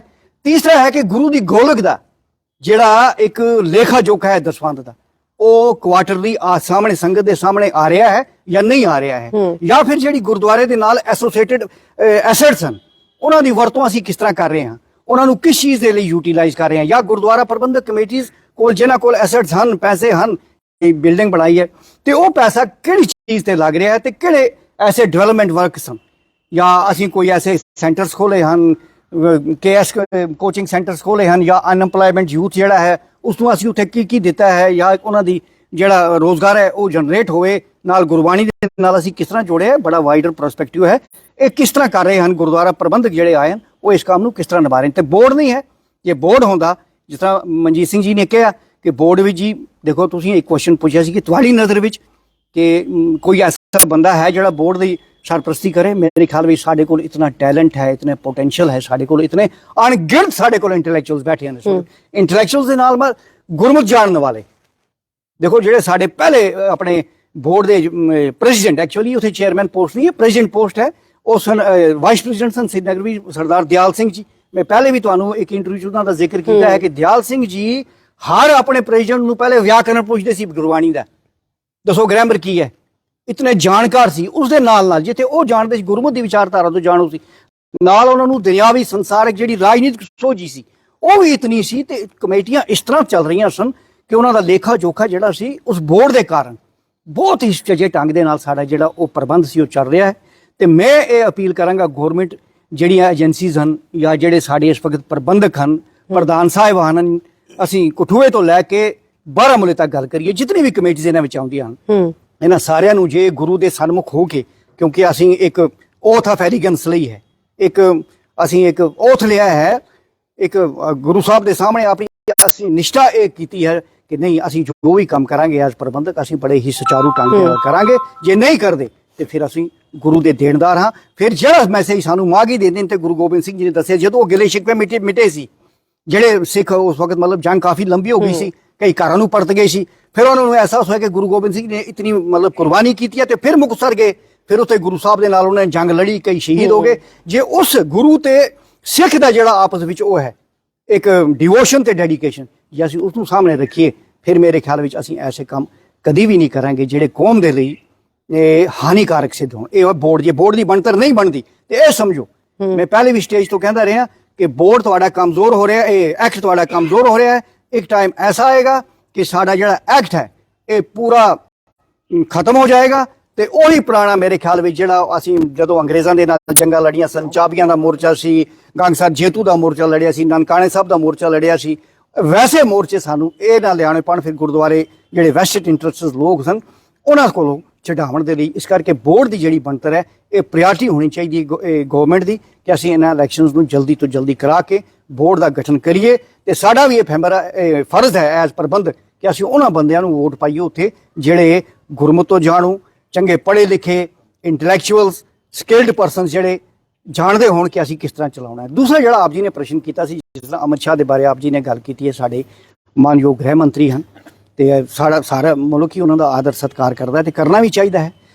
ਦੇਖੋ ਮੈਂ ਇੱਕ ਗੱਲ ਤੁਹਾਨੂੰ ਕਰਾਂ, ਉੱਥੇ ਵੀ ਜਿਹੜੀ ਗੱਲ ਹੋਈ ਹੈ ਜੇ ਅਸੀਂ ਗੌਰਮੈਂਟ ਦਾ ਪੱਖ ਲਈਏ ਤੇ ਇਧਰੋਂ ਪ੍ਰਬੰਧਕ ਢਾਂਚੇ ਦਾ ਪੱਖ ਲਈਏ, ਇੱਕ ਗੱਲ ਬੜੀ ਸੋਹਣੀ ਹੁਣ ਮਨਜੀਤ ਸਿੰਘ ਜੀ ਨੇ ਕਹੀ ਹੈ ਕਿ ਪ੍ਰਬੰਧਕ ਢਾਂਚੇ ਜਿਹੜੇ ਹਨ, ਜੇ ਤੇ ਦੇਖੋ ਇੱਕ ਪ੍ਰਬੰਧਕ ਅਸੀਂ ਚੁਣ ਕੇ ਜਾਂਦੇ ਹਾਂ ਤੇ ਜੇ ਅਸੀਂ ਇਤਨੇ ਸਕਿਲਡ ਹਾਂ, ਸਾਡੇ ਵਿੱਚ ਇਤਨੀ ਕੁਸ਼ਲਤਾ ਹੈ ਕਿ ਅਸੀਂ ਆਪਣੇ ਬਿਹਾਫ ਤੇ ਇਹ ਐਨਾਲਿਸਿਸ ਕਰ ਸਕੀਏ ਕਿ ਨਹੀਂ ਸਾਡੀ ਕੌਮ ਵਾਸਤੇ ਕੀ ਚੰਗਾ ਹੈ, ਤੇ ਜੇ ਅਸੀਂ ਉਸ ਨੂੰ ਰਿਮੋਟ ਕੰਟਰੋਲ ਦੇ ਮਤਲਬ ਜ਼ਰੀਏ ਚੱਲ ਰਹੀਆਂ ਸਾਡੀ ਕਮੇਟੀਆਂ ਉਹਨਾਂ ਵੈਸਟਡ ਇੰਟਰਸਟਡ ਲੋਕਾਂ ਦੇ ਲਈ, ਜਿਹੜੇ ਉਹਨਾਂ ਨੂੰ ਅੱਗੇ ਇੱਕ ਮੈਂ ਕਹਿੰਦਾ ਮਾਸਟਰਪੀਸ ਰੱਖ ਕੇ ਸਿਰਫ ਇੱਕ ਹਾਜੀ ਪ੍ਰਧਾਨ ਸਾਹਿਬ ਨੇ, ਸੈਕਟਰੀ ਸਾਹਿਬ, ਪਰ ਪਿੱਛੋਂ ਜਿਹੜੇ ਚਲਾਉਣ ਵਾਲੇ ਹਨ ਉਹਨਾਂ ਨੇ ਉਹਨਾਂ ਨੂੰ ਆਪਣਾ ਆਕਾ ਬਣਾਇਆ ਹੋਇਆ ਹੈ ਤੇ ਉਹ ਆਕੇ ਦੇ ਕਹਿਣ ਤੇ ਚੱਲਦੇ ਹਨ। ਉਹ ਚੀਜ਼ ਜਿਹੜੀ ਹੈ ਪਰਸੋਂ ਜਿਹੜੀ ਉੱਥੇ ਸਾਡੀ ਹਿਊਮਿਲੇਸ਼ਨ ਹੋਈ ਹੈ, ਦੁਰਦਸ਼ਾ ਹੋਈ ਹੈ ਉਸ ਦਿਨ, ਉਸ ਵਿੱਚ ਮੇਰੇ ਖਿਆਲ ਵਿੱਚ ਸਾਡਾ ਜ਼ਿਆਦਾ ਰੋਲ ਸੀ ਖਰਾਬ ਬੇਨਿਸਬਤ ਗਵਰਨਮੈਂਟ ਦਾ। ਗਵਰਨਮੈਂਟ ਨੇ ਸਾਡੇ ਨਾਲ ਕੋਈ ਪ੍ਰੋਮਿਸ ਨਹੀਂ ਕੀਤਾ ਸੀ ਅਸੀਂ ਤੁਹਾਨੂੰ ਉਸ ਦਿਨ ਆ ਕੇ ਇਹ ਗੱਲ ਦੇਵਾਂਗੇ, ਪਰ ਸਾਰੇ ਜਦੋਂ ਮੀਟਿੰਗ ਹੋਈ ਹੈ ਇੱਕ ਦਿਨ ਪਹਿਲੇ ਉੱਥੇ ਇਹ ਕਿਹਾ ਗਿਆ ਕਿ ਅੱਜ ਕੂਆਂ ਪਿਆਸੇ ਕੋਲ ਆ ਰਿਹਾ ਹੈ। ਸਾਡੇ ਵਿੱਚੋਂ ਜਿਹੜੇ ਲੋਕ ਸਨ ਉਹਨਾਂ ਨੇ ਇਹ ਗੱਲ ਕਹੀ ਕਿ ਕੂਆਂ ਪਿਆਸੇ ਕੋਲ ਆ ਰਿਹਾ ਹੈ ਤੇ ਕੱਲ ਜ਼ਰੂਰ ਸੰਗਤ ਆਵੇ ਛੱਟੀ ਪਾਤਸ਼ਾਹੀ ਗੁਰਦੁਆਰੇ, ਸਾਰੇ ਇਕੱਠ ਕਰੋ। ਅਮਿਤ ਸ਼ਾਹ ਨੇ ਕੱਲ ਉੱਥੇ ਅਨਾਉਂਸਮੈਂਟ ਕਰਨੀ ਹੈ। ਇਹ ਕਹਿਆ ਗਿਆ 425 ਮਿਲੇਗਾ ਜੀ, ਅਦਰ ਬੈਕਵਰਡ ਕਲਾਸਿਸ ਮਿਲਣਗੀਆਂ ਜੀ, ਬਹੁਤ ਕੁਝ ਮਿਲੇਗਾ ਜੀ। ਹੁਣ ਜਦੋਂ ਸੰਗਤ ਵਿੱਚ ਇਹ ਪੈ ਗਿਆ, ਸੰਗਤ ਸਾਰੀ ਇਕੱਠੀ ਹੋ ਗਈ, ਸੰਗਤ ਦੀ ਬੜੀਆਂ ਭਾਵਨਾਵਾਂ ਜਿਹੜੀਆਂ ਸਨ ਬੜੀਆਂ ਸੈਪਰੇਟ ਹਾਈ ਸਨ ਕਿ ਅੱਜ ਸਾਡੀ ਜਿਹੜੀ ਇਗਨੋਰਡ ਕਮਿਊਨਿਟੀ ਹੈ ਉਸ ਨੂੰ ਕੁਝ ਮਿਲ ਰਿਹਾ ਹੈ ਤੇ ਉੱਥੇ ਪਹੁੰਚ ਗਏ। ਤੇ ਅਮਿਤ ਸ਼ਾਹ ਜਿਹੜੇ ਆਏ ਸਨ ਐਜ਼ ਪਰ ਆਪਣੇ ਪ੍ਰੋਟੋਕਾਲ ਦੇ ਮੁਤਾਬਕ ਜਿਹੜਾ ਗਵਰਨਮੈਂਟ ਦਾ ਪ੍ਰੋਟੋਕਾਲ ਹੁੰਦਾ ਹੈ, ਉੱਥੇ ਆਏ, ਮੱਥਾ ਟੇਕ ਕੇ ਬਾਹਰ ਚਲੇ ਗਏ, ਕੋਈ ਅਨਾਉਂਸਮੈਂਟ ਨਹੀਂ ਕੀਤੀ। ਲੋਕਾਂ ਵਿੱਚ ਜਿਹੜਾ ਰੋਸ ਸੀ ਉਹ ਸੁਭਾਵਿਕ ਸੀ ਕਿਉਂਕਿ ਲੋਕਾਂ ਨੂੰ ਮਿਸਲੀਡ ਕੀਤਾ ਗਿਆ ਸੀ ਕਿ ਅੱਜ ਬਹੁਤ ਕੁਝ ਮਿਲ ਰਿਹਾ ਹੈ, ਤੁਸੀਂ ਸਾਰੇ ਇਕੱਠੇ ਹੋ ਜਾਓ। ਤੇ ਅਸੀਂ ਵੀ ਉਸ ਵਕਤ ਗਏ, ਅਸੀਂ ਵੀ ਉੱਥੇ ਹੀ ਸੀ ਕਿਉਂਕਿ ਅਸੀਂ ਵੀ ਚਾਹੁੰਦੇ ਸੀ ਅਗਰ ਕਮਿਊਨਿਟੀ ਦਾ ਕੁਝ ਭਲਾ ਹੋ ਜਾਏ ਸਾਨੂੰ, ਅਸੀਂ ਵੀ ਚਾਹੁੰਦੇ ਸੀ ਕਮਿਊਨਿਟੀ ਦਾ ਕੋਈ ਭਲਾ ਹੋਵੇ, ਭਾਵੇਂ ਉਹ ਆਪੋਜੀਸ਼ਨ ਵਿੱਚ ਸਨ, ਪਰ ਐਜ਼ ਏ ਗੁਰਦੁਆਰਾ ਪ੍ਰਬੰਧਕ ਐਜ਼ ਏ ਹੋਲ ਉੱਥੇ ਜਾ ਕੇ ਅਸੀਂ ਬੈਠੇ ਉਹਨਾਂ ਵਿੱਚ। ਪਰ ਜਦੋਂ ਅਸੀਂ ਇਹ ਦੇਖਿਆ ਕਿ ਕੌਮ ਮਿਸਲੀਡ ਹੋਈ ਹੈ ਤੇ ਸਾਨੂੰ ਵੀ ਬੜਾ ਦੁੱਖ ਹੋਇਆ, ਸਾਡੇ ਹਿਰਦੇ ਵੀ ਜਿਹੜੇ ਹਨ ਉਹ ਵਲੂੰਦਰੇ ਹੋਏ ਹਨ। ਇਹ ਸੀ। ਦੂਸਰੀ ਹੁਣ ਮੈਂ ਤੁਹਾਨੂੰ ਇੱਕ ਗੱਲ ਦੱਸਾਂ, ਦੇਖੋ ਗੁਰਦੁਆਰੇ ਸਟੇਜਾਂ ਤੋਂ ਅਸੀਂ ਮੰਗ ਕਰਦੇ ਹਾਂ, ਬੜੀ ਸੋਹਣੀ ਗੱਲ ਹੈ, ਮੀਰੀ ਪੀਰੀ ਦਾ ਸਿਧਾਂਤ ਹੈ, ਬਿਲਕੁਲ ਬੜਾ ਅੱਛਾ ਹੈ, ਪਰ ਦੇਖੋ ਜਿਹੜੇ ਮੀਰੀ ਪੀਰੀ ਦੇ ਸਿਧਾਂਤ ਹਨ, ਮੈਂ ਪਹਿਲੇ ਵੀ ਇਹ ਗੱਲ ਕਹੀ ਹੈ ਕਿ ਰੱਜੀ ਤਾਈ ਸਦਾ ਸੁਖ ਜਾਂਕਾ ਤੂੰ ਮੀਰਾ, ਉਹ ਬੜੇ ਉੱਚ ਇਖਲਾਕੀ ਕਦਰਾਂ ਕੀਮਤਾਂ ਵਾਲੇ ਸਿਧਾਂਤ ਹਨ ਜਿਹੜੇ ਗੁਰੂ ਹਰਗੋਬਿੰਦ ਸਾਹਿਬ ਜੀ ਨੇ ਆਪ ਪਰ ਜਿਹਨਾਂ ਦਾ ਪ੍ਰਚਾਰ ਤੇ ਪ੍ਰਸਾਰ ਹੋ ਜਿਹਨਾਂ ਨੂੰ ਅਮਲੀ ਤੌਰ ਤੇ ਸੰਸਾਰ ਵੀ ਰੂਪਮਾਨ ਕੀਤਾ ਸੀ। ਹੁਣ ਅੱਜ ਅਸੀਂ ਦੇਖਦੇ ਹਾਂ ਦਾੜੀ ਰੰਗਾ ਵੀ ਸਾਡਾ ਉਹ ਉੱਥੇ ਬੈਠਾ ਹੈ, ਜਾਂ ਇੱਕ ਮਤਲਬ ਐਲਕੋਹਲਿਕ ਵੀ ਬੈਠਿਆ ਹੈ, ਸ਼ਰਾਬੀ ਵੀ ਬੈਠਿਆ ਹੈ, ਕਿ ਉਹ ਮੀਰੀ ਪੀਰੀ ਦੇ ਸਿਧਾਂਤ ਦੇ ਉਸ ਸਿਧਾਂਤ ਦਾ ਉਹ ਉੱਥੇ ਤੱਕ ਪਹੁੰਚ ਸਕਦਾ ਹੈ। ਉਹ ਜਿਹੜਾ ਗੁਰੂ ਹਰਗੋਬਿੰਦ ਸਾਹਿਬ ਜੀ ਨੇ ਪ੍ਰੈਕਟਾਈਜ਼ ਕੀਤਾ ਸੀ। ਹਾਂ, ਆਪਣੀ ਮੰਗਾਂ ਨੂੰ ਜਿਹੜਾ ਹੈ, ਆਪਣੀ ਮੰਗਾਂ ਨੂੰ ਅਸੀਂ ਪ੍ਰੋਪੋਗੇਟ ਕਰਨਾ ਹੈ ਕਿ ਜਾਂ ਇੱਕ ਬਿਲਕੁਲ ਜਿਹੜਾ ਜਾਣਦਾ ਹੀ ਨਹੀਂ ਹੈ ਇਤਿਹਾਸ ਦਾ ਪਿਛੋਕੜ ਕਿ ਮੇਰੇ ਇਤਿਹਾਸ ਵਿੱਚ ਕੀ ਹੈ ਜਾਂ ਗੁਰੂ ਗੋਬਿੰਦ ਸਿੰਘ ਜੀ ਦੀ ਫਿਲਾਸਫੀ ਕੀ ਹੈ, ਇਸ ਨੂੰ ਕਿਸ ਤਰ੍ਹਾਂ ਪ੍ਰੋਪੋਗੇਟ ਕਰਨਾ ਹੈ ਕਿ ਉਹ ਉਹਨਾਂ ਕਦਰਾਂ ਕੀਮਤਾਂ ਨੂੰ ਸੁਚਾਰੂ ਢੰਗ ਦੇ ਨਾਲ ਰੂਪਮਾਨ ਕਰ ਸਕੇਗਾ ਸਟੇਜ ਤੋਂ, ਗੁਰਦੁਆਰੇ ਦੀ ਤੋਂ। ਇਹ ਪ੍ਰਸ਼ਨ ਅੱਜ, ਕਿਉਂਕਿ ਮੈਂ ਇੱਕ ਆਰਟੀਕਲ ਪੜ੍ਹਿਆ ਸੀ ਗੁਰਮੁਖ ਗੈਜ਼ਟ ਵਿੱਚ, ਗੁਣਤੰਤਰ ਤੇ ਗਣਤੰਤਰ, ਉਸ ਵਿੱਚ ਕੀ ਫਰਕ ਹੈ। ਫਿਰ ਉੱਥੇ ਹੀ ਉਹਨਾਂ ਨੇ ਕੀਤਾ ਸੀ ਕਿ ਅੱਜ ਤੁਸੀਂ ਦੱਸੋ ਕਿ ਮੀਰੀ ਪੀਰੀ ਦੇ ਸਿਧਾਂਤ ਨੂੰ ਗੁਰਦੁਆਰਿਆਂ ਵਿੱਚ ਕਿਸ ਤਰ੍ਹਾਂ ਸੁਚਾਰੂ ਢੰਗ ਦੇ ਨਾਲ ਲਾਗੂ ਕੀਤਾ ਜਾਵੇ, ਸਾਡੇ ਪ੍ਰਬੰਧਕ ਕਿਸ ਤਰ੍ਹਾਂ ਇਸ ਨੂੰ ਲਾਗੂ ਕਰਨਗੇ। ਹੁਣ ਅਸੀਂ ਉੱਥੇ ਕੀ ਦੇਖਦੇ ਹਾਂ, ਮੈਂ ਪਹਿਲੇ ਵੀ ਇਹ ਗੱਲ ਕਹੀ ਕਿ ਛੋਟੇਪਨ ਦਾ ਅਹਿਸਾਸ ਜਿਹੜਾ ਸਾਡੇ ਵਿੱਚ ਹੈ, ਇਨਫੀਰੀਅਰਿਟੀ ਕੰਪਲੈਕਸ। ਅਸੀਂ ਕੀ ਕਰਦੇ ਹਾਂ ਜਦੋਂ ਅਸੀਂ ਪ੍ਰਬੰਧਕ ਬਣ ਜਾਂਦੇ ਹਾਂ, ਕੁਝ ਵੈਸਟਡ ਇੰਟਰਸਟਡ ਲੋਕ ਕੀ ਕਰਦੇ ਹਨ, ਉਹਨਾਂ ਨੇ ਕੁਝ ਆਪਣੇ ਮਫਾਦ, ਦੇਖੋ ਹੁਣ ਬਾਈ ਦੇ ਵੇ ਕੋਈ ਸਟੇਜ ਤੇ ਆ ਗਿਆ, ਲੀਡਰ ਸਾਡੇ ਆ ਗਏ, ਅਸੀਂ ਉੱਥੇ ਉਹ ਡਰਾਮੇਬਾਜ਼ੀ ਕਰ ਦਿੰਦੇ ਹਾਂ। ਸਰੋਪੇ ਹਾਲੀ ਅਕਾਲ ਤਖਤ ਤੋਂ ਇਹ ਹੁਕਮਨਾਮਾ ਜਾਰੀ ਹੋਇਆ ਕਿ ਹੁਣ ਜਿਹੜੇ ਇਹ ਆਪਣੇ ਸਰੋਪੇ ਦੇਣੇ ਨੇ ਇਹ ਬੰਦ ਕਰ ਦਿਓ। ਹਾਂ, ਮੋਮੈਂਟੋ ਦੇ ਦਿਓ, ਕੁਝ ਦੇ ਦਿਓ, ਆਦਰ ਸਤਿਕਾਰ ਕਰਨਾ ਹੈ ਤੇ ਉਹ ਕਰਨਾ ਹੀ ਹੈ। ਪਰ ਜੇ ਅਸੀਂ ਗੁਰਮਤ ਦੀ ਉਹਨਾਂ ਕਦਰਾਂ ਕੀਮਤਾਂ ਨੂੰ ਕਤਲ ਕਰਕੇ ਤੇ ਉਹਨਾਂ ਲੋਕਾਂ ਦਾ ਇਹ ਕਰਕੇ ਤੇ ਆਪਣੀ ਸਟੇਜਾਂ ਦਾ ਇੱਕ ਤਮਾਸ਼ਾ ਬਣਾ ਕੇ ਆਪਣੀ ਕੌਮ ਦਾ ਇੱਕ ਅੱਖ ਜਿਹੜਾ ਹਮੇਸ਼ ਜਿਹੜਾ ਦੂਸਰਿਆਂ ਦੇ ਸਾਹਮਣੇ ਇਤਨਾ ਮਤਲਬ ਨੀਵਾਂ ਕਰ ਦਿੰਦੇ ਹਾਂ, ਜਿਸ ਦਾ ਕਿ ਹਾਨੀਕਾਰਕ ਜਿਹੜਾ ਅਸਰ ਹੈ ਉਹ ਸਾਡੀ ਕਮਿਊਨਿਟੀ ਤੇ ਪੈਂਦਾ। ਦੇਖੋ ਹੁਣ ਸਾਡੇ ਕੋਲ ਜਿਹੜੇ ਮੁੱਦੇ ਹਨ, ਮੁੱਦੇ ਸਾਰੇ ਕਲੀਅਰ ਹਨ ਸਾਡੇ ਕੋਲ, ਅਸੀਂ ਉਹਨਾਂ ਲੋਕਾਂ ਨੂੰ ਲਿਆਉਂਦੇ ਹਾਂ। ਦੇਖੋ ਹੁਣ ਹੋਮ ਮਿਨਿਸਟਰ ਦਾ ਆਉਣਾ ਗੁਰਦੁਆਰਾ ਸਾਹਿਬ ਵਿੱਚ, ਫਿਰ ਉੱਥੇ ਕੋਈ ਵੀ ਗੱਲ ਨਾ ਕਰਨੀ ਕਿਸੇ ਵੀ ਇਸ਼ੂ ਦੇ ਉੱਪਰ, ਜਾਂ ਫਿਰ ਹੋਰ ਜਿਹੜੇ ਆਮ ਲੋਕ ਇੱਥੇ ਆਉਂਦੇ ਹਨ ਪਾਰਟਿਕੂਲਰ ਇਹਨਾਂ ਦੇ ਨਾਲ, ਉੱਥੇ ਆ ਕੇ ਉਹ ਸਾਡੀ ਕੌਮ ਦੇ ਲਈ ਇੱਕ ਜਿਹੜਾ ਹੈ ਉਹ ਚੰਗਾ ਮੈਸੇਜ ਨਹੀਂ ਜਾਂਦਾ। ਦੇਖੋ ਇਹ ਜ਼ਰੂਰੀ ਹੈ, ਇਹ ਵੀ ਤਾਂ ਸਾਡੇ ਲਈ ਜ਼ਰੂਰੀ ਹੈਗਾ ਨਾ ਕਿ ਸਾਡੀ ਕੌਮ ਨੂੰ ਰਾਜਨੀਤਿਕ ਤੌਰ ਦੇ ਵਿੱਚ ਵੀ ਪਰਪੱਖ ਹੋਣਾ ਚਾਹੀਦਾ, ਸਾਡਾ ਰਾਬਤਾ ਹੋਣਾ ਚਾਹੀਦਾ ਜਿਹੜੀ ਵੀ ਸਮੇਂ ਦੀਆਂ ਸਰਕਾਰਾਂ ਨੇ, ਕਿਉਂਕਿ ਦੇਖੋ ਅਸੀਂ ਮਸਲਿਆਂ ਨੂੰ ਹੱਲ ਵੀ ਕਰਵਾਉਣਾ ਹੈਗਾ ਆਪਣਾ। ਲੇਕਿਨ ਕਿਆ ਅਜਿਹਾ ਮਹਿਸੂਸ ਹੁੰਦਾ ਹੈ ਕਿ ਜਿਨ੍ਹਾਂ ਨੂੰ ਅਸੀਂ ਨੁਮਾਇੰਦੇ ਸਮਝਦੇ ਹਾਂ, ਜਿਨ੍ਹਾਂ ਨੂੰ ਸਾਡਾ ਮੈਸੇਜ ਆ ਜਿਹੜਾ ਅੱਛੇ ਤਰੀਕੇ ਦੇ ਨਾਲ ਸੈਂਟਰ ਤੱਕ ਪਹੁੰਚਾਉਣਾ ਚਾਹੀਦਾ ਹੈ, ਜਿਹੜੇ ਵੀ ਪੋਲੀਟੀਕਲ ਲੀਡਰ ਆਉਂਦੇ ਨੇ, ਕਿਆ ਸਾਡੇ ਵਿੱਚ ਰਾਬਤੇ ਦੀ ਕਮੀ ਹੈਗੀ ਆ? ਇਹਨਾਂ ਤੋਂ ਹੋਇਆ ਨਾ, ਸਾਨੂੰ ਸਮੇਂ ਦੀਆਂ ਸਰਕਾਰਾਂ ਨਾਲ ਗੱਲਬਾਤ ਤਾਂ ਕਰਨੀ ਚਾਹੀਦੀ। ਇਸ ਸਵਾਲ ਦਾ ਮੈਂ ਬੜੇ ਤੁਹਾਨੂੰ ਐਲੋਬਰੇਟਲੀ ਜਵਾਬ ਦੇ ਸਕਦਾ ਹਾਂ। ਮੇਰੇ ਖਿਆਲ ਵਿੱਚ ਸਾਡੇ ਇੱਥੇ ਜਿਤਨੇ ਵੀ ਹਨ ਸਾਰੇ ਪੋਲੀਟੀਕਲੀ ਐਫੀਲੀਏਟਡ ਹਨ। ਸਾਡੇ ਵਿੱਚ ਇਤਨੇ ਮੈਮੋਰੈਂਡਮ ਤਿਆਰ ਕਰਨ ਵਾਲੇ ਬੜੇ ਬਿਹਤਰੀਨ ਤੋਂ ਬਿਹਤਰੀਨ ਮੈਮੋਰੈਂਡਮ ਅਸੀਂ ਤਿਆਰ ਕੀਤੇ ਹਨ। ਮਨਜੀਤ ਸਿੰਘ ਜੀ ਦੀ ਕਮੇਟੀ ਵਿੱਚ ਵੀ ਹੋਏ ਹਨ, ਸਾਡੀ ਕਮੇਟੀ ਵਿੱਚ ਵੀ ਹੋਏ ਹਨ। ਉਸ ਤੋਂ ਉਪਰੰਤ ਬੀਜੇਪੀ ਵਿੱਚ ਵੀ ਸਾਡੇ ਕਮਿਊਨਿਟੀ ਦੇ ਨਾਲ ਵਾਬਸਤਾ ਲੋਕ ਹਨ, ਔਰ ਚੰਗੀਆਂ MLC ਸਾਹਿਬ ਵੀ ਸਾਡੇ ਰਹੇ ਹਨ, ਖਾਲਸਾ ਜੀ ਜੰਮੂ ਤੋਂ ਹੀ ਰਹੇ ਹਨ। ਆਪਣੇ NC ਵਿੱਚ ਵੀ ਲੀਡਰ ਇਤਨੇ ਹਨ ਔਰ ਚੰਗੇ ਪਹਿਲੇ ਵੀ ਰਹੇ ਹਨ, ਅੱਜ ਵੀ ਹਨ। ਕਾਂਗਰਸ ਵਿੱਚ ਵੀ ਤੁਹਾਡੇ ਜੰਮੂ ਵਿੱਚ ਵੀ ਲੀਡਰ ਸਨ ਕਮਿਊਨਿਟੀ ਦੇ ਨਾਲ, ਉਹਨਾਂ ਨਾਲ ਚੱਲ ਰਹੇ ਹਨ। ਤੁਸੀਂ ਦੱਸੋ ਕਿਹੜੀ ਪਾਰਟੀ ਹੈ ਜਿਸ ਵਿੱਚ ਅੱਜ ਸਾਡਾ ਲੀਡਰ ਨਹੀਂ ਹੈ? ਕਿਹੜੀ ਪਾਰਟੀ ਹੈ ਜਿਸ ਵਿੱਚ ਸਿੱਖ ਨਹੀਂ ਹੈ? ਹਰ ਪਾਰਟੀ ਵਿੱਚ ਹਨ ਔਰ ਚੰਗੀਆਂ ਪੋਸਟਾਂ ਤੇ ਹਨ। ਇੱਥੇ ਤੱਕ ਕਿ ਪੁਰਦਮਨ ਸਿੰਘ ਆਜ਼ਾਦ ਮੈਨੂੰ ਯਾਦ ਹੈ ਸੈਕਟਰੀ ਰਹੇ ਹਨ ਕਾਂਗਰਸ ਦੇ ਉਸ ਸਮੇਂ ਜਦੋਂ ਇੰਦਰਾ ਗਾਂਧੀ ਸੀ। ਦੱਸੋ ਕਿਹੜੀ ਪੋਸਟਾਂ ਤੇ ਨਹੀਂ ਰਹੀ? ਇਹ ਆਪਣੇ ਹਰਬੰਸ ਸਿੰਘ ਇਹ ਸਨ ਤੁਹਾਡੇ, ਦੱਸੋ ਕਿਸੇ ਕਮਿਊਨਿਟੀ ਦੇ ਉਹ ਗਵਰਨਮੈਂਟ ਵਿੱਚ ਸਨ ਜਦੋਂ ਕਿ ਰੂਲਿੰਗ ਪਾਰਟੀ ਸੀ NC, ਤਦੋਂ ਉਹ ਨਹੀਂ ਸਨ। ਹਰਬੰਸ ਸਿੰਘ ਛਾਲ ਜੀ ਉਹ ਸਨ। ਔਰ ਮੈਂ ਤੁਹਾਨੂੰ ਦੱਸਦਾ ਉਹ ਆਪਣੇ ਕਸ਼ਮੀਰ ਦੇ ਇੱਕ ਸਰਦਾਰ ਸਾਹਿਬ ਸਨ ਜਿਹੜੇ ਸਪੀਕਰ ਵੀ ਰਹੇ ਹਨ, ਬਾਲੀ ਸਾਹਿਬ। ਬਿਲਕੁਲ ਦੇਖੋ ਮੈਂ ਤੁਹਾਨੂੰ ਹਰ ਪਾਰਟੀ ਵਿੱਚ ਆਪਣੇ ਤੁਸੀਂ ਉਹ ਲੋ ਬਜਾਜ ਜੀ ਸਨ, MLC ਸਨ, ਉਹ ਆਪਣੇ ਇੱਥੇ ਇਹਨਾਂ ਨੇ ਭੇਜੇ ਸੀ, ਆਪਣੇ ਰਾਜ ਸਭਾ ਵਿੱਚ ਭੇਜੇ ਸੀ ਮੁਫਤੀ ਸਾਹਿਬ ਨੇ। ਦੱਸੋ ਕਿਹੜੀ ਪਾਰਟੀ ਵਿੱਚ ਤੁਹਾਡੇ ਇਹ ਨਹੀਂ ਹਨ ਜਿਹੜੇ ਕਿ ਆਪਣੇ ਮੁੱਦਿਆਂ ਨੂੰ ਨਹੀਂ ਰੱਖ ਰਹੇ। ਦੂਸਰੀ ਮੈਂ ਆਪਣੇ ਆਪ ਜੀ ਨੂੰ ਗੱਲ ਦੱਸਦਾ, ਜਦੋਂ ਪਹਿਲੀ ਆਪਣੇ ਸਾਡੇ ਗ੍ਰਹਿ ਮੰਤਰੀ ਜਿਹੜੇ ਸਨ ਆਪਣੇ ਰਾਜਨਾਥ ਸਿੰਘ ਜੀ ਸਨ, ਮੈਨੂੰ ਯਾਦ ਹੈ ਅਸੀਂ ਉਹਨਾਂ ਕੋਲ ਗਏ, ਰਾਜ ਭਵਨ ਵਿੱਚ ਸਾਡੀ ਮੀਟਿੰਗ ਹੋਈ, ਅਸੀਂ ਉਹਨਾਂ ਨੂੰ ਮੈਮੋਰੈਂਡਮ ਦਿੱਤੇ। ਜਿਹੜੇ ਤੁਸੀਂ ਮੁੱਦੇ ਕਹਿ ਰਹੇ ਹੋ ਨਾ, ਮੇਰੇ ਖਿਆਲ ਵਿੱਚ ਜਿਤਨੇ ਵੀ ਉੱਥੇ ਵਫਦ ਗਏ ਨਾ, ਅਸੀਂ ਇਹ ਵੀ ਕਹਿੰਦੇ ਹਾਂ ਨਾ ਨਹੀਂ ਜੀ ਸਿੱਖਾਂ ਦੇ ਬਹੁਤ ਵਫਦ ਚਲੇ ਜਾਂਦੇ ਹਨ, ਪਰ ਹਰ ਕਿਸੇ ਦਾ ਮੈਮੋਰੈਂਡਮ ਜਿਹੜਾ ਅਸੀਂ ਦੇਖਿਆ ਹੈ, ਅਸੀਂ ਗੱਲਬਾਤ ਕੀਤੀ ਹੈ, ਇੱਕੋ ਡਿਮਾਂਡ ਸਨ ਸਾਰਿਆਂ ਦੀਆਂ, ਇੱਕੋ ਡਿਮਾਂਡ ਸਨ ਸਾਰਿਆਂ ਦੀਆਂ ਕਿ ਹਾਂਜੀ ਸਾਨੂੰ ਕੀ ਚਾਹੀਦਾ, ਕਿ ਜੰਮੂ ਕਸ਼ਮੀਰ ਦੇ ਸਿੱਖ ਨੂੰ ਕੀ ਚਾਹੀਦਾ, ਜੰਮੂ ਦੇ ਸਿੱਖ ਨੂੰ ਕੀ ਮੁਆਫਕ ਆ ਰਿਹਾ ਹੈ, ਸਾਰਾ ਕੁਝ ਸੀ ਉਸ ਵਿੱਚ। ਪਰ ਗਵਰਨਮੈਂਟ ਦੀ ਆਪਣੀ ਮਰਜ਼ੀ ਹੈ, ਸ਼ਾਇਦ ਉਹਨਾਂ ਦੀ ਇਨਕਲੀਨੇਸ਼ਨ ਨਹੀਂ ਹੈ ਸਾਨੂੰ ਦੇਣ ਦੀ। ਤੇ ਜੇ ਹੁਣ ਅਸੀਂ ਇਹ ਸੋਚਦੇ ਹਾਂ ਕਿ ਗੁਰਦੁਆਰੇ ਦੀ ਸਟੇਜ ਤੋਂ ਹੀ ਸਾਨੂੰ ਸਭ ਕੁਝ ਮਿਲੇਗਾ, ਗੁਰਦੁਆਰੇ ਦੀ ਸਟੇਜ ਤੋਂ ਨਹੀਂ ਮਿਲੇਗਾ। ਹਾਂ, ਬਾਕੀ ਪਾਰਟੀਆਂ ਵਿੱਚ ਵੀ ਜਿਹੜੇ ਸਾਡੀ ਕਮਿਊਨਿਟੀ ਦੇ ਨਾਲ ਵਾਬਸਤਾ ਲੋਕ ਹਨ, ਉਹ ਕਿਸ ਤਰ੍ਹਾਂ ਉਹਨਾਂ ਗੱਲਾਂ ਨੂੰ ਉੱਥੇ ਪ੍ਰੋਜੈਕਟ ਕਰਦੇ ਹਨ, ਕਿਸ ਤਰ੍ਹਾਂ ਉਹ ਆਪਣਾ ਰਾਜਨੀਤਿਕ ਪੱਖ ਦੱਸ ਰਹੇ ਹਨ, ਮੇਰੇ ਖਿਆਲ ਵਿੱਚ ਉਹ ਵੀ ਇੱਕ ਅਹਿਮ ਰੋਲ ਜਿਹੜਾ ਹੈ ਉਹ ਅਦਾ ਕਰ ਸਕਦਾ ਹੈ। ਜੀ ਵੀਰ ਜੀ, ਜੇਕਰ ਹੁਣ ਗੱਲ ਕਰੀਏ SRO 425 ਦੀ ਜੀ, ਤਾਂ ਕਿਵੇਂ ਦੇਖਦੇ ਹੋ ਤੁਸੀਂ ਕਿ ਕਾਫੀ ਲੰਮੇ ਸਮੇਂ ਦੀ ਇਹ ਜਿਹੜੀ ਮੁੱਦਾ ਚੱਲਦਾ ਆ ਰਿਹਾ ਹੈਗਾ SRO 425? ਦੇਖੋ ਜੀ 425 ਦਾ ਮੁੱਦਾ ਆਪ ਜੀ ਨੂੰ ਪਤਾ ਹੈ ਕਦੋਂ ਸ਼ੁਰੂਆਤ ਹੋਈ ਸੀ। ਸ਼ੁਰੂਆਤ ਹੋਈ ਸੀ ਕਿ ਪਹਿਲੇ ਜਿਹੜਾ ਪ੍ਰਾਈਮ ਮਿਨਿਸਟਰ ਐਮਪਲੋਇਮੈਂਟ ਪੈਕੇਜ ਸੀ ਸਰਦਾਰ ਮਨਮੋਹਨ ਸਿੰਘ ਜੀ ਦੇ, ਆਦਰਣੀਏ ਮਨਮੋਹਨ ਸਿੰਘ ਜੀ ਜਿਹੜੇ ਸਨ, ਉਹਨਾਂ ਦੇ ਵਕਤ ਉਹਨਾਂ ਨੇ ਇਹ ਮਾਈਗ੍ਰੈਂਟਸ ਨੂੰ ਦਿੱਤਾ ਸੀ, ਮਤਲਬ prime minister package for Kashmiri migrants. ਔਰ ਇਸ ਵਿੱਚ ਮੈਂ ਤੁਹਾਨੂੰ ਕਹਿ ਸਕਦਾ ਹਾਂ ਬੜੇ ਇਸ ਦੇ ਨਾਲ ਕਿ ਉਸ ਵਿੱਚ ਸਿੱਖ ਕਮਿਊਨਿਟੀ ਨੂੰ ਵੀ ਨੌਕਰੀਆਂ ਮਿਲੀਆਂ ਹਨ, ਇਹ ਡਿਨਾਈ ਨਹੀਂ ਕਰ ਸਕਦੇ ਅਸੀਂ। ਜਿਹੜੀ ਫੈਮਿਲੀ ਕੋ 1700-1800 ਉਸ ਵਕਤ ਮਾਈਗ੍ਰੈਂਟ ਹੋਈ ਸੀ, ਉਹਨਾਂ ਵਿੱਚੋਂ ਜਿਹੜੇ ਵੀ ਮਾਈਗ੍ਰੈਂਟ ਰਜਿਸਟਰਡ ਹਨ ਉਹਨਾਂ ਨੂੰ ਨੌਕਰੀ ਮਿਲੀ ਹੈ, ਕਿਹਨਾਂ ਨੂੰ? ਪਰ ਮਾਈਗ੍ਰੈਂਟ। ਫਿਰ ਉਸ ਤੋਂ ਬਾਅਦ ਕੀ ਹੋਇਆ, ਇਹਨਾਂ ਨੇ ਕੀਤਾ ਐਕਸਟੈਂਸ਼ਨ। ਪਹਿਲੇ ਸੀ prime minister package for Kashmiri migrants, ਫਿਰ ਸੀ extension of prime minister package for Kashmiri migrants. ਪਹਿਲੇ ਮਾਈਗ੍ਰੈਂਟ ਸੀ, ਪਰ ਉੱਥੇ ਕੀ ਹੋਇਆ, ਉੱਥੇ ਫਿਰ ਇਹਨਾਂ ਨੇ ਉਸ ਵੋਟ ਨੂੰ ਕੱਟ ਕੇ ਉੱਥੇ ਕਰ ਦਿੱਤਾ ਓਨਲੀ ਫਾਰ ਕਸ਼ਮੀਰੀ ਪੰਡਿਤਸ। ਸਿੱਖਾਂ ਦਾ ਜਿਹੜਾ ਉਹ ਵੋਟ ਸੀ ਉਹ ਕੱਟਿਆ ਗਿਆ ਉੱਥੋਂ। ਹੁਣ ਨਾਨ ਮਾਈਗ੍ਰੈਂਟ ਜਿਹੜੇ ਮਾਈਗ੍ਰੈਂਟ ਨਹੀਂ ਹੋਏ, ਜਿਹੜੇ ਕਸ਼ਮੀਰ ਵਿੱਚ ਰਹਿ ਰਹੇ ਹਨ, extension of prime minister employment package to non migrant Kashmiri migrants. ਪਹਿਲੇ ਇਹਨਾਂ ਨੇ ਆਰਡਰ ਕੱਢਿਆ, ਫਿਰ ਉਸ ਨੂੰ ਉਹਨਾਂ ਨੇ ਕੱਟ ਕੇ ਉੱਥੇ ਕਰ ਦਿੱਤਾ ਪੰਡਿਤਸ। ਜਿਸ ਤੋਂ ਬਾਅਦ ਗੁਰਦੁਆਰਾ ਪ੍ਰਬੰਧਕ ਕਮੇਟੀ ਬਡਗਾਮ, ਜਿਸ ਦੇ ਪ੍ਰਧਾਨ ਉਸ ਵਕਤ ਸੰਤਪਾਲ ਜੀ ਸਨ, ਸਾਡੇ ਇਧਰੋਂ ਗੁਰਦੁਆਰਾ ਪ੍ਰਬੰਧਕ ਕਮੇਟੀ ਸ੍ਰੀਨਗਰ, ਸਾਰੇ ਮਿਲ ਕੇ, ਜਿੱਥੇ ਪ੍ਰਧਾਨ ਬੁੱਢਾ ਸਿੰਘ ਜੀ ਸਨ, ਉਧਰੋਂ ਆਪਣੇ ਬਾਰਾਮੂਲੇ ਦੇ, ਅਸੀਂ ਸਾਰੇ ਉਸ ਵਕਤ ਗੱਲ ਕੀਤੀ ਕਿਉਂਕਿ ਸਾਡੀ ਕਮੇਟੀ ਸੀ ਉਸ ਵਕਤ। ਉਹਨਾਂ ਨੇ ਕਿਹਾ ਜੀ ਚਲੋ ਫਾਈਲ ਕਰਦੇ ਹਾਂ, ਅਸੀਂ ਸ਼ੂਟ ਕਰਦੇ ਹਾਂ ਕੇਸ ਅਦਾਲਤ ਵਿੱਚ। ਹਾਈ ਕੋਰਟ ਵਿੱਚ ਕੇਸ ਚਲਾ ਗਿਆ, ਹਾਈ ਕੋਰਟ ਵਿੱਚ ਅਸੀਂ ਲੜਿਆ ਵੀ ਹੈ ਕੇਸ, ਉਸ ਦੇ ਉੱਪਰ ਕੁਝ ਡੈਸੀਜਨ ਆਉਣ ਵੀ ਲੱਗਾ ਸੀ। ਪਰ ਤੁਹਾਨੂੰ ਪਤਾ ਹੈ ਹੁਣ ਇਹ ਗਵਰਨਮੈਂਟ ਦੇ ਹੱਥ ਬੜੇ ਲੰਬੇ ਹੁੰਦੇ ਹਨ, ਹਰ ਚੀਜ਼ ਉਹ ਵਾਚਦੀ ਹੈ, ਪਰ ਉਸ ਦੇ ਬਾਵਜੂਦ ਵੀ ਉਹ ਸਾਡੇ ਫੇਵਰ ਵਿੱਚ ਉਹ ਕੇਸ ਨਹੀਂ ਆਇਆ।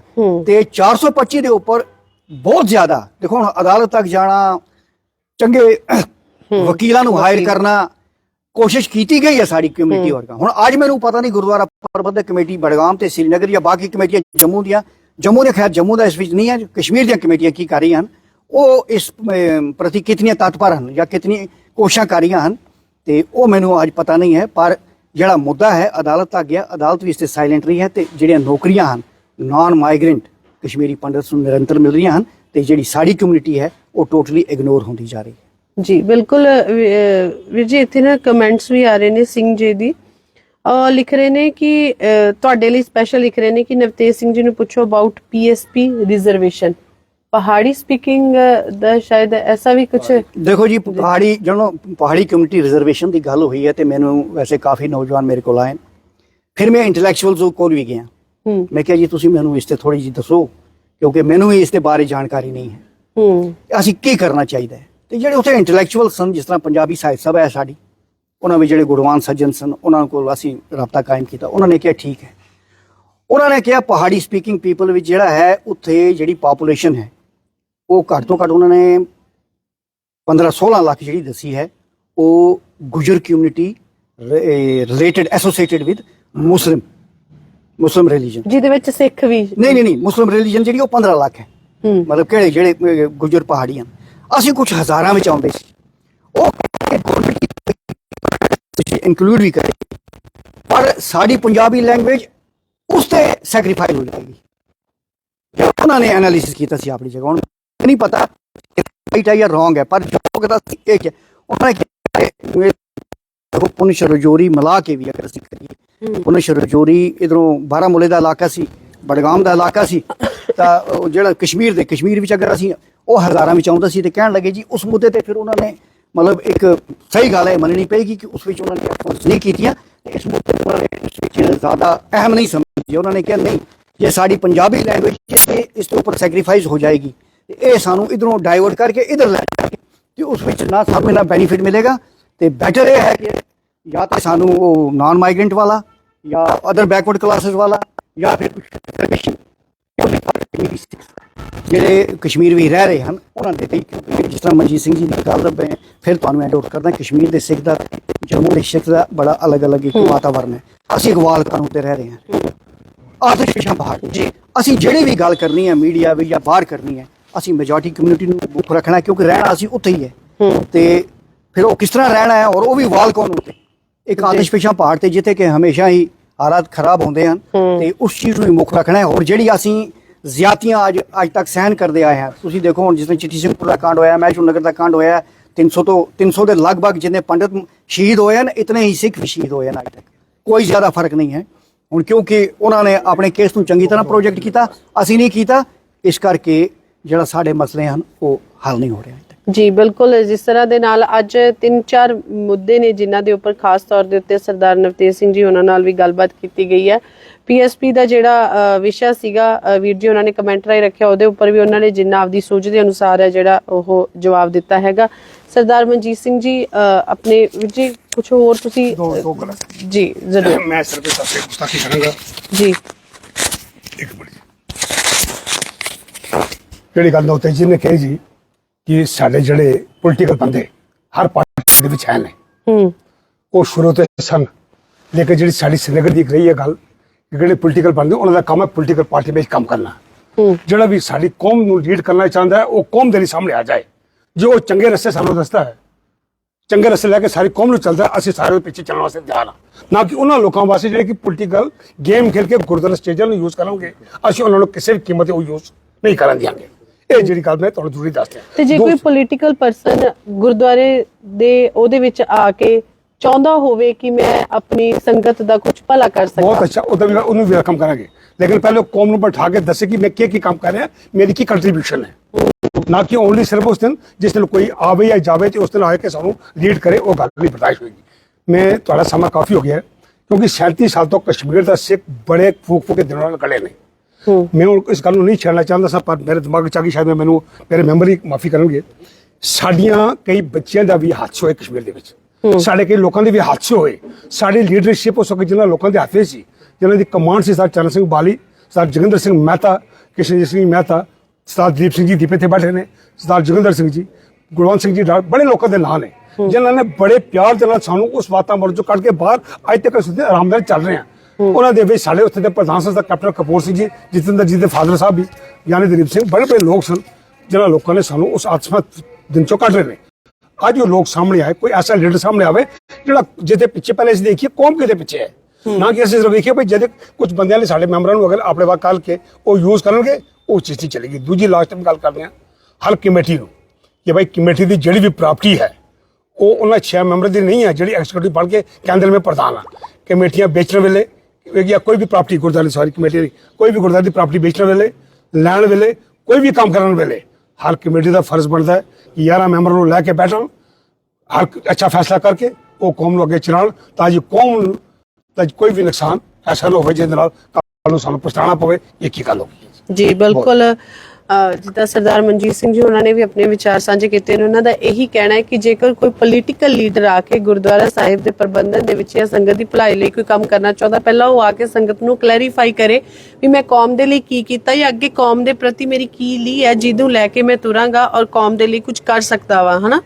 ਤੇ ਵੀਰ ਜੀ ਕੋਈ ਹੋਰ ਆਪਣੇ ਤਾਂ ਜੋ ਵੀ ਮਤਲਬ ਜਿਹੜੇ ਸਾਰੇ ਨਾਲ ਬੈਠੇ ਹੋਏ ਨੇ, ਸਰਦਾਰ ਨਵਤੇਜ ਸਿੰਘ ਜੀ ਉਹਨਾਂ ਦੇ, ਸਰਦਾਰ ਮਨਜੀਤ ਸਿੰਘ ਜੀ ਉਹਨਾਂ ਨੇ ਜਿਨ੍ਹਾਂ ਨੇ ਆਪਦੇ ਵਿਚਾਰ ਦੱਸੇ ਨੇ, ਉਹ ਇਹਨਾਂ ਵਿਚਾਰਾਂ ਦੇ ਨਾਲ ਸਹਿਮਤੀ ਪ੍ਰਗਟਾਉਂਦੇ ਨੇ, ਹਨਾ ਜੀ। ਬਿਲਕੁਲ ਬੜਗਾਮ ਤੋਂ ਨੇ, ਬੜਗਾਮ ਤੋਂ ਜੀ ਸਾਡੇ ਜੀ ਸੁਖਬੀਰ ਜੀ, ਰਾਜਵਿੰਦਰਪਾਲ ਸਿੰਘ ਜੀ, ਜਤਿੰਦਰਪਾਲ ਸਿੰਘ ਸਾਡੇ ਬੜਗਾਮ ਦੇ ਨੇ, ਤੇ ਮੈਂ ਨਵਤੇਜ ਜੀ ਹਰਪਾਲ ਜੀ, ਅਸੀਂ ਸੈਲਗੜ ਤੋਂ ਆ ਜੀ, ਤੇ ਅਸੀਂ ਸਾਰੇ ਇਕੱਠੇ ਹਾਂ ਜੀ। ਸਾਰੇ ਅਸੀਂ ਉਹਨਾਂ ਯਾਰਾਂ ਦੇ ਯਾਰ ਸਾਰੇ ਮੈਂਬਰਾਂ ਨਾਲ ਆ, ਲੇਕਿਨ ਕੌਮ ਦੇ ਕਾਸ਼ ਸਾਡੇ 3 ਬੰਦੇ ਸ਼੍ਰੀਨਗਰ ਦੇ ਵਿੱਚ ਸਾਡੇ ਨਾਲ ਦਾ ਸੰਪਰਕ ਹੈ ਜੀ। ਬਹੁਤ ਠੀਕ ਹੈ ਜੀ। ਮਤਲਬ ਜਿਸ ਤਰ੍ਹਾਂ ਦੇ ਬੜਕਾਮ ਦੇ ਮੈਂਬਰ ਸਾਹਿਬਾਨ ਬੈਠੇ ਹੋਏ ਨੇ, ਜੀਪੀਸੀ श्रीनगर ਦੇ ਨੇ ਸਰਦਾਰ ਮਨਜੀਤ ਸਿੰਘ ਜੀ ਔਰ ਸਰਦਾਰ ਨਵਤੇਜ ਸਿੰਘ ਜੀ, ਉਹਨਾਂ ਦੇ ਨਾਲ ਨੇ ਸਰਦਾਰ ਹਰਪਾਲ ਸਿੰਘ ਜੀ, ਸਰਦਾਰ ਜਤਿੰਦਰ ਸਿੰਘ ਜੀ, ਸਰਦਾਰ ਦਵਿੰਦਰਪਾਲ ਸਿੰਘ ਜੀ ਔਰ ਸਰਦਾਰ ਸੁਖਵੀਰ ਸਿੰਘ ਜੀ।